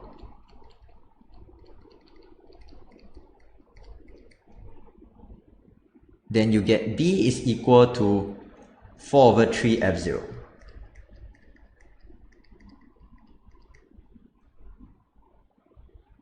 Okay, so we are finally rid of our a, b, and c, but we still don't know what f of 0 is.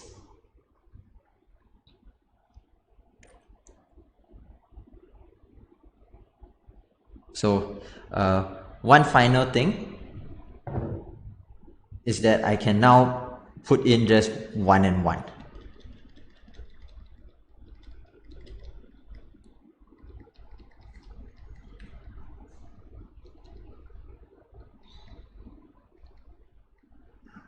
This is really very boring to write out. So at the end of the day, a question like this is going to be a little bit of like a stash for later kind of question, because there's a lot of substitutions that you need to do. Now rearrange this.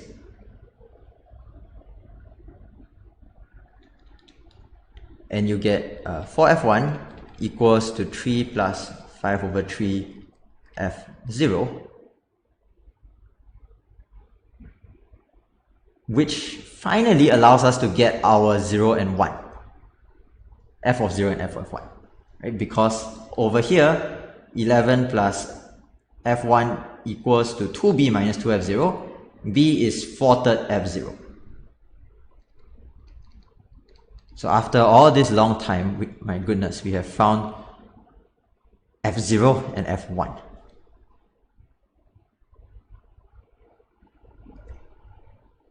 Or rather, we are able to find f0 and f1.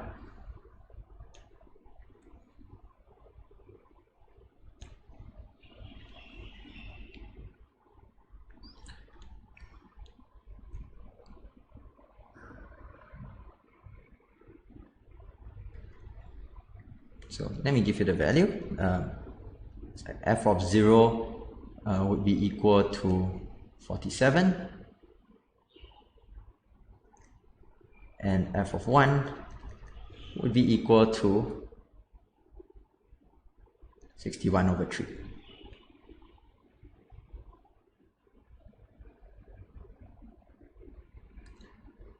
Now you might be wondering, what exactly is the point of all of this? Right, because we have spent so much time on this that I see 5 people have left just while I'm talking about this question. So what are we meant to do here? Well, the point is that you want to climb up to 123. You can't climb up to 123 if you don't know what the equation is. So now I know what A, B, and C are. At least I have a proper equation.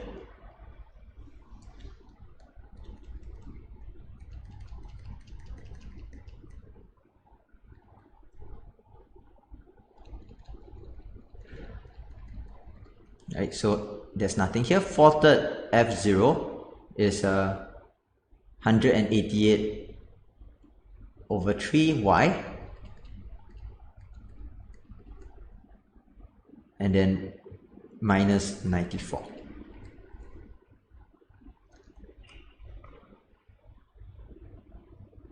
Now let's continue this on another page.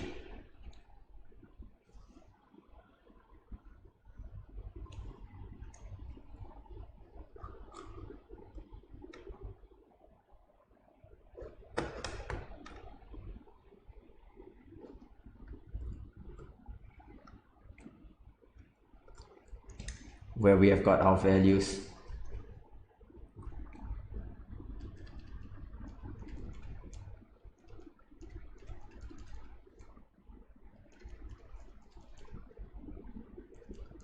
Immediately forgot what is f of 1. What did I write f of 1 is equal to again? F of 1 is equal to 61 over 3.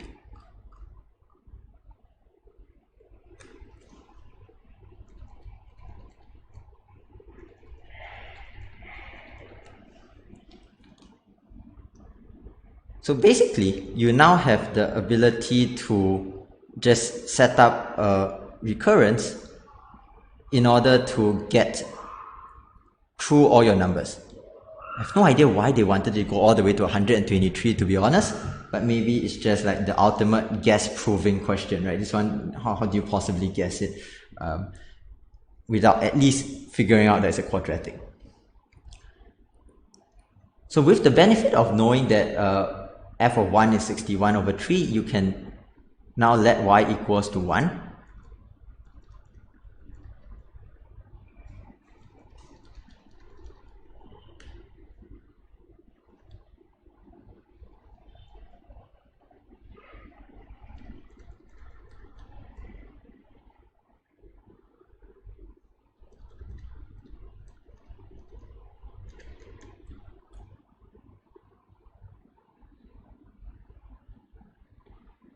And actually, this thing over here is essentially already the setup that shows you that it is quadratic.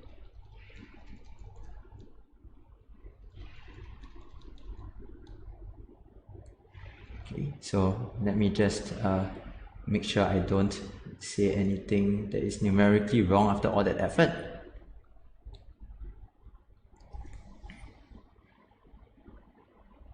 The reason why this tells you that it is just a quadratic is that this expression here is your difference of differences.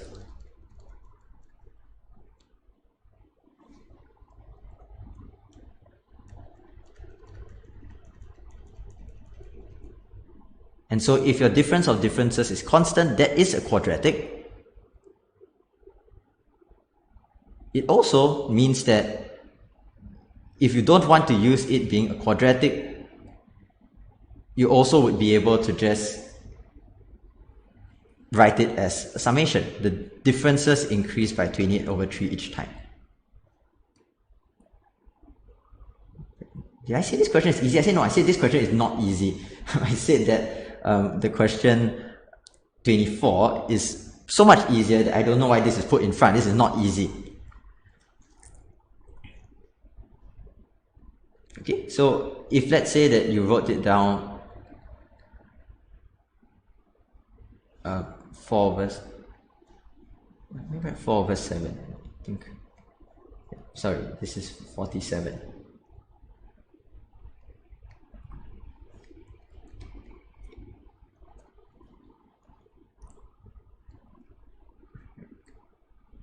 So it means that the difference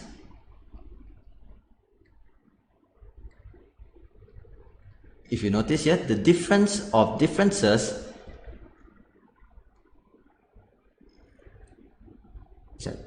is going to be 28/3.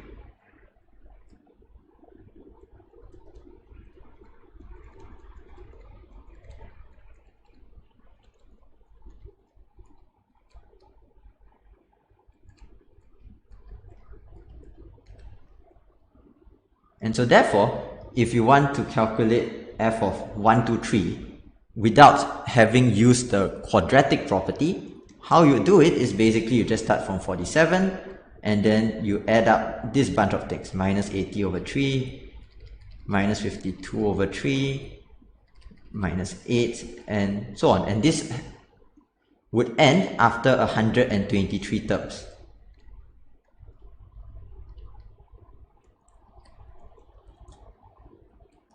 Okay, this is not especially enjoyable to do the calculation for, so I am going to just pass over this computation here and just give you the final result. Okay, this feels like a cop-out, I know, but I think that's enough about this problem.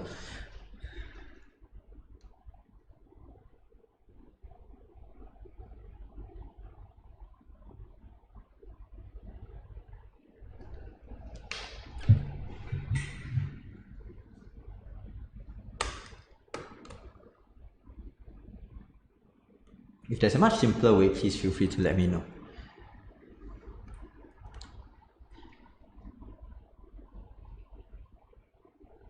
Let's come back down again with a more normal functional equation at 24. Now this is a normal senior round 1 question.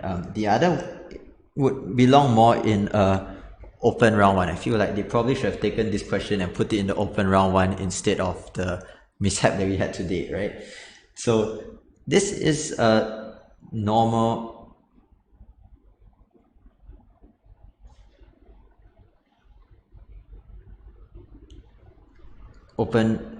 normal senior round 1 question, where all you need to do is just to put in 10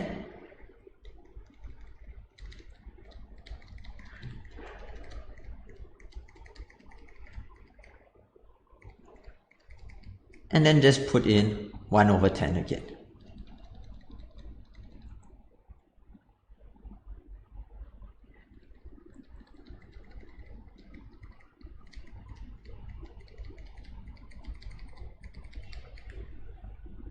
Unfortunately, again, it is going to involve a little bit of computations, but even though it involves a bit of computations, it is not nearly as much as the other one. Right? There are f of 10 and f of 1 over 10.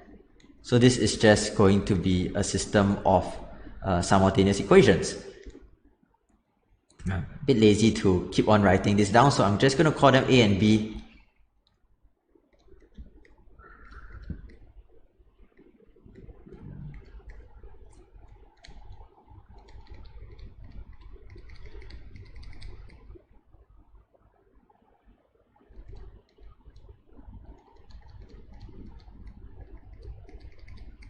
Yeah, and then you can just find A. So find A by eliminating B. This is something that, once again, in the interest of not boring you, I shall just give you what the final value is.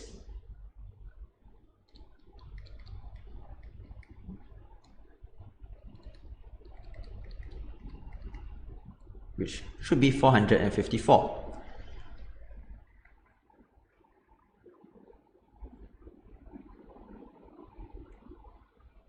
Now, in fact, for some question like this, you may also just want to consider just replacing it by 1 over x directly.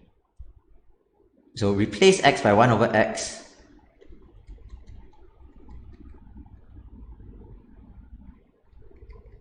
And then just solve the equation itself for fx instead of finding it for a specific value. That will work just as well, and potentially even a bit better, because all the numerical values may end up being more confusing. So that will be completely up to you.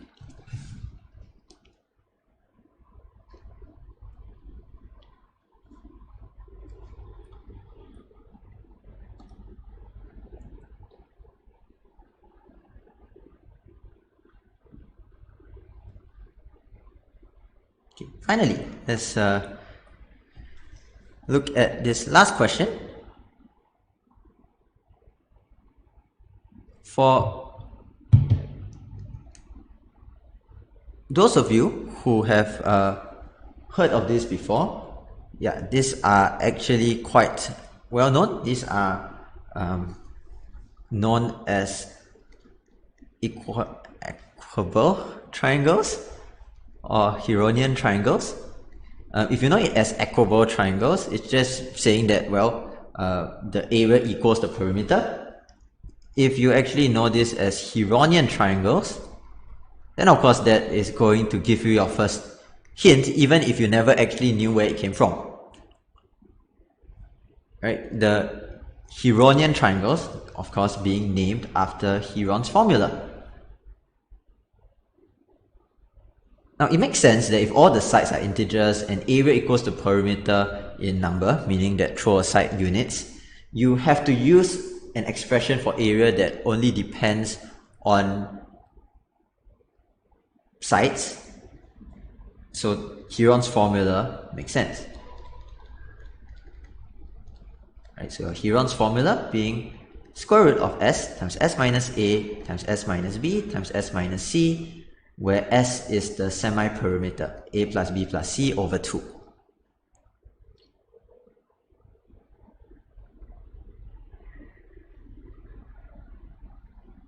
This is supposed to just be equal to A plus B plus C, which I can write it as twice of the semi-perimeter, 2S.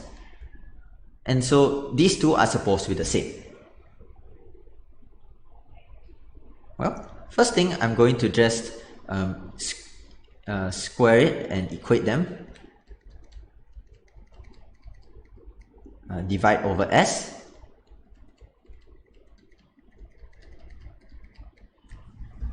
And because S is the semi-perimeter, it doesn't necessarily have to be an integer. At least we are not sure yet whether it's an integer.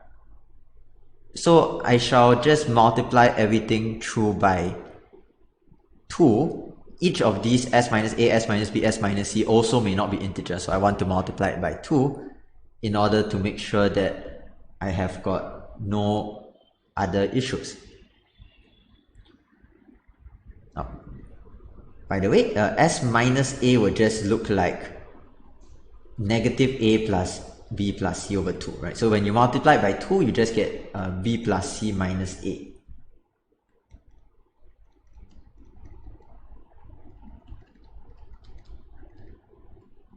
So times 2 to each of these means that I've got 32s, which is 16a plus b plus c.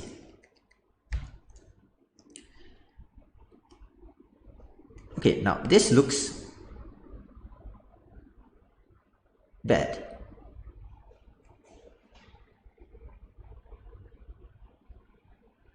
But even though it is not very nice, you can kind of do a little bit of simplifying steps. You certainly don't want to just expand this. The first simplifying step is that you would like to just substitute each of these as x, y, and z. Because a plus b plus c is just going to be also x plus y plus z. So your new equation is just x, y, z equals to 16x plus y plus z.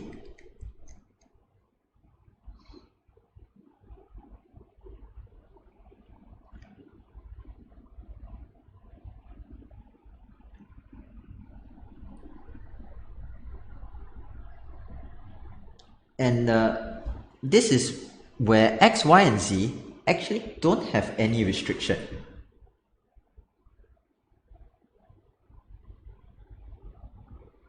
They don't have any restriction because if you realize, as long as b plus c minus a is positive, a plus c minus b is positive, and a plus b minus c is positive, then the triangle is a triangle, right? So there's no triangle inequality restriction on x, y, z. X, y, z can be just anything, any positive integers.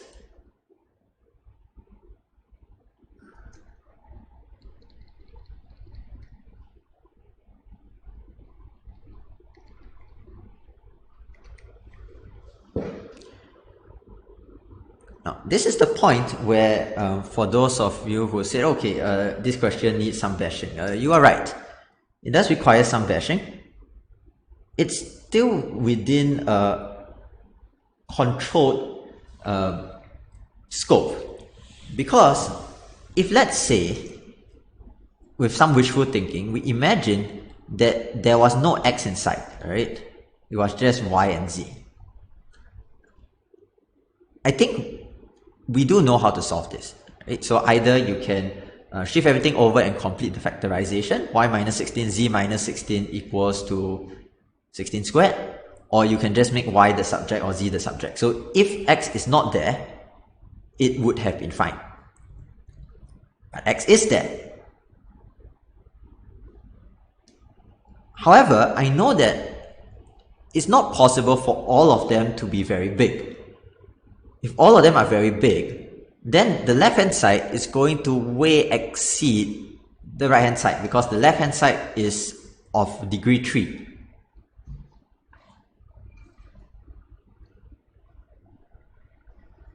So if we were to just do a very quick estimate, right? So suppose x is less than or equals to y is less than or equals to z.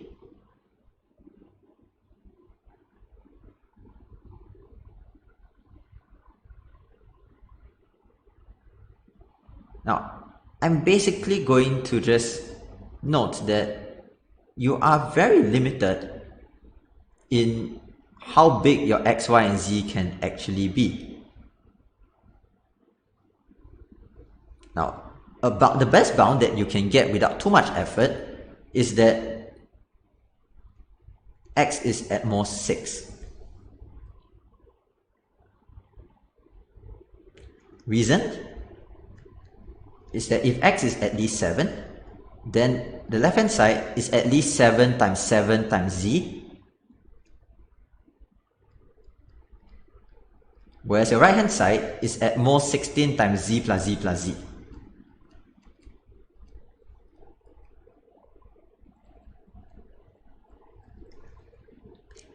And so you do basically have these combinations of x being from 1 to 6 as the effective only few cases that you need to check. Not sure how few you consider that to be, but let's just go ahead and roughly get a sense of how bad it is. It's not actually that terrible.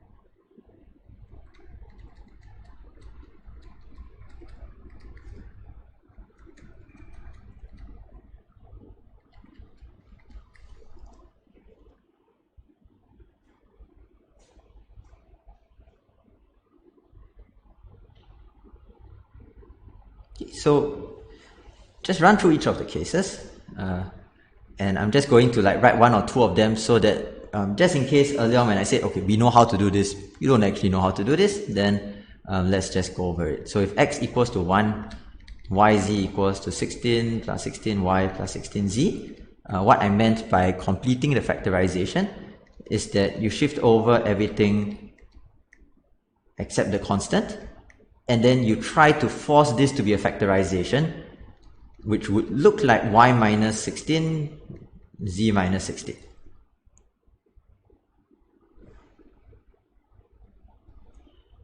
But 16 squared is a top up, just like you're completing the square, so you need to put this down here.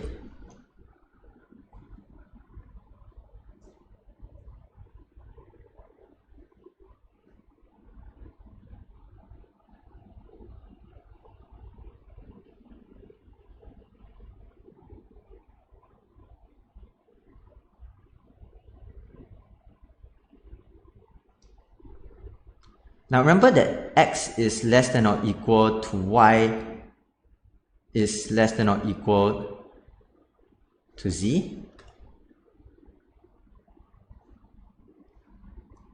And so you will need to have some kind of control over your values as well. So for example, if you say, okay, can y minus 16 just be 1 and 272? Can I have y equals to 17 and z equals to 288?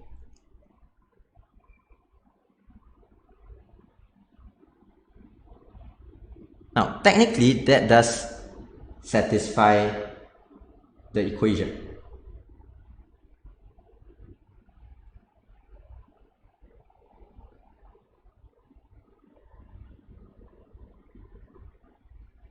Does that give you A, B, and C? So I said there isn't really any clear restriction on x, y, and z that we can just easily say earlier on, right? But actually, if we have got this b plus c minus a plus c minus b, and a plus b minus c, let's just check what would be a, b, and c if it were like this.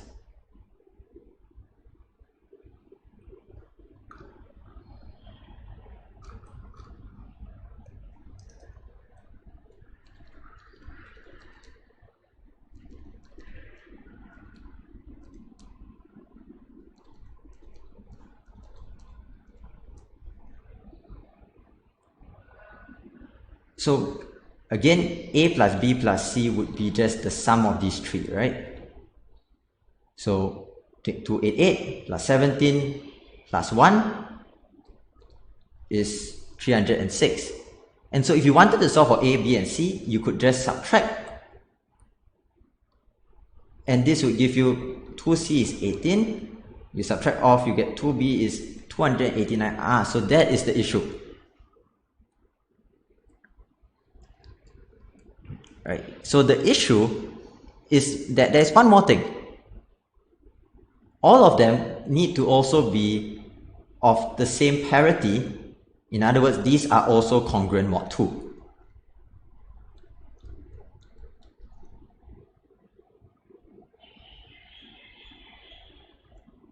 So if these are all going to be congruent mod 2,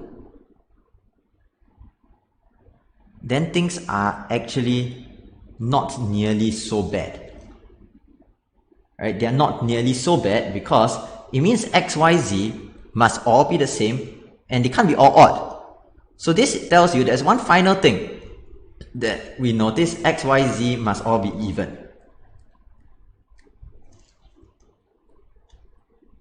And so if x, y, z are all even, so I shall replace them one more time just with p, q, and r. Put it back in and cancel. And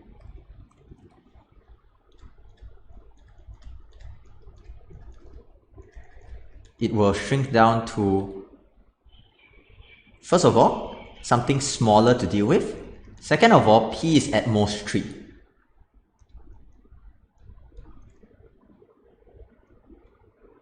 So now this is definitely very manageable, right? Because it's 3 cases, not 6. So I said that at first it looks like 6 cases, it's actually 3. So if we just do one of these cases just to show how it will work. P equals to 1, QR equals to 4 plus 4Q plus 4R. I do the same thing as before, this time a bit faster.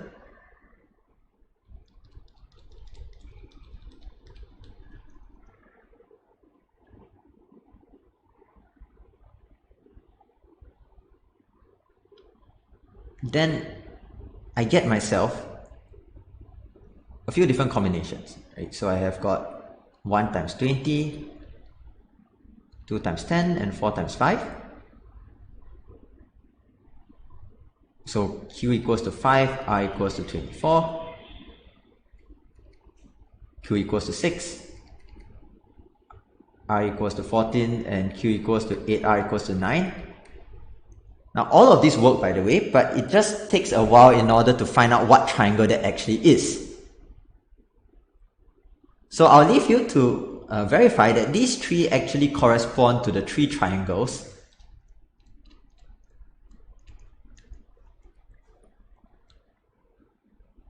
there's a 9, 10, 17, 7, 15, 20, and 6, 25, 29. So these are the 3 actual triangles that you're getting from here, but you need to unwind it a bit. And the question didn't ask you for the actual triangle, right? So the question just asks you how many. So just do this for p equals to 1, and then p equals to 2 gives you 2 more solutions, and p equals to 3 gives you no more solutions. So I'll leave the details for those 2 more cases to you, but the conclusion is that there are actually 5 triangles in total.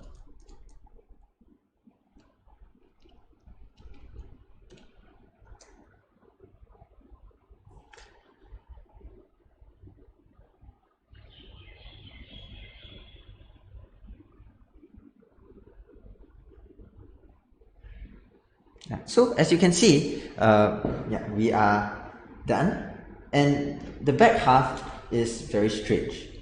Right? You get alternating between very easy and very difficult questions, and a few that are easy but just very computationally intensive. So once again, just before we end off, a couple of important things that we said, right? First of all, I'm sure that there are many of you who have made a lot more careless mistakes, or what you consider to be careless mistakes. It's just normal mistakes, right? You don't have to feel too bad about it at the level of computation that is needed for some of these problems. At the same time, this is the SMO Senior, so some of you will be watching this in preparation for 2024, I'm sure. This is the SMO Senior. You still need those identities, because as you have seen, the easiest questions are actually those where we use the identities, the logarithms, the trigo, the polynomials, quadratics. Those are the easy ones. These are the not so easy ones. So if you don't want to do those, you have to do these, which I'm sure you would agree is not a very good strategy. So for the SMO Senior, please do learn those fundamentals, because that is very much the easy way to at least get yourself to 10 quick marks in the Senior Round 1. Alright, so with that, I will be concluding here. I'll leave the stream open for a few minutes, so if you have any other questions, you can just ask in the chat, and if not, then have a good rest, and I'll see some of you tomorrow for the open session as well. So just stay tuned for that.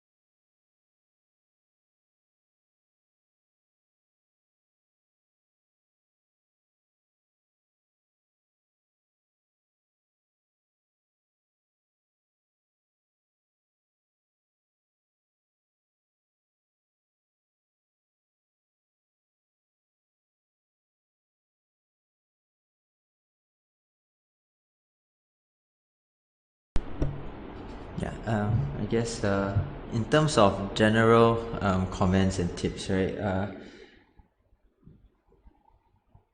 For the SMO Senior, if you want to try to get to the second round, like 10 to 12 points, that usually can be prepared for just by having a good understanding of the standard content. If you're trying to get anything more than that 50%, then you do need to be well versed with some of these Olympiad ideas a bit more in depth.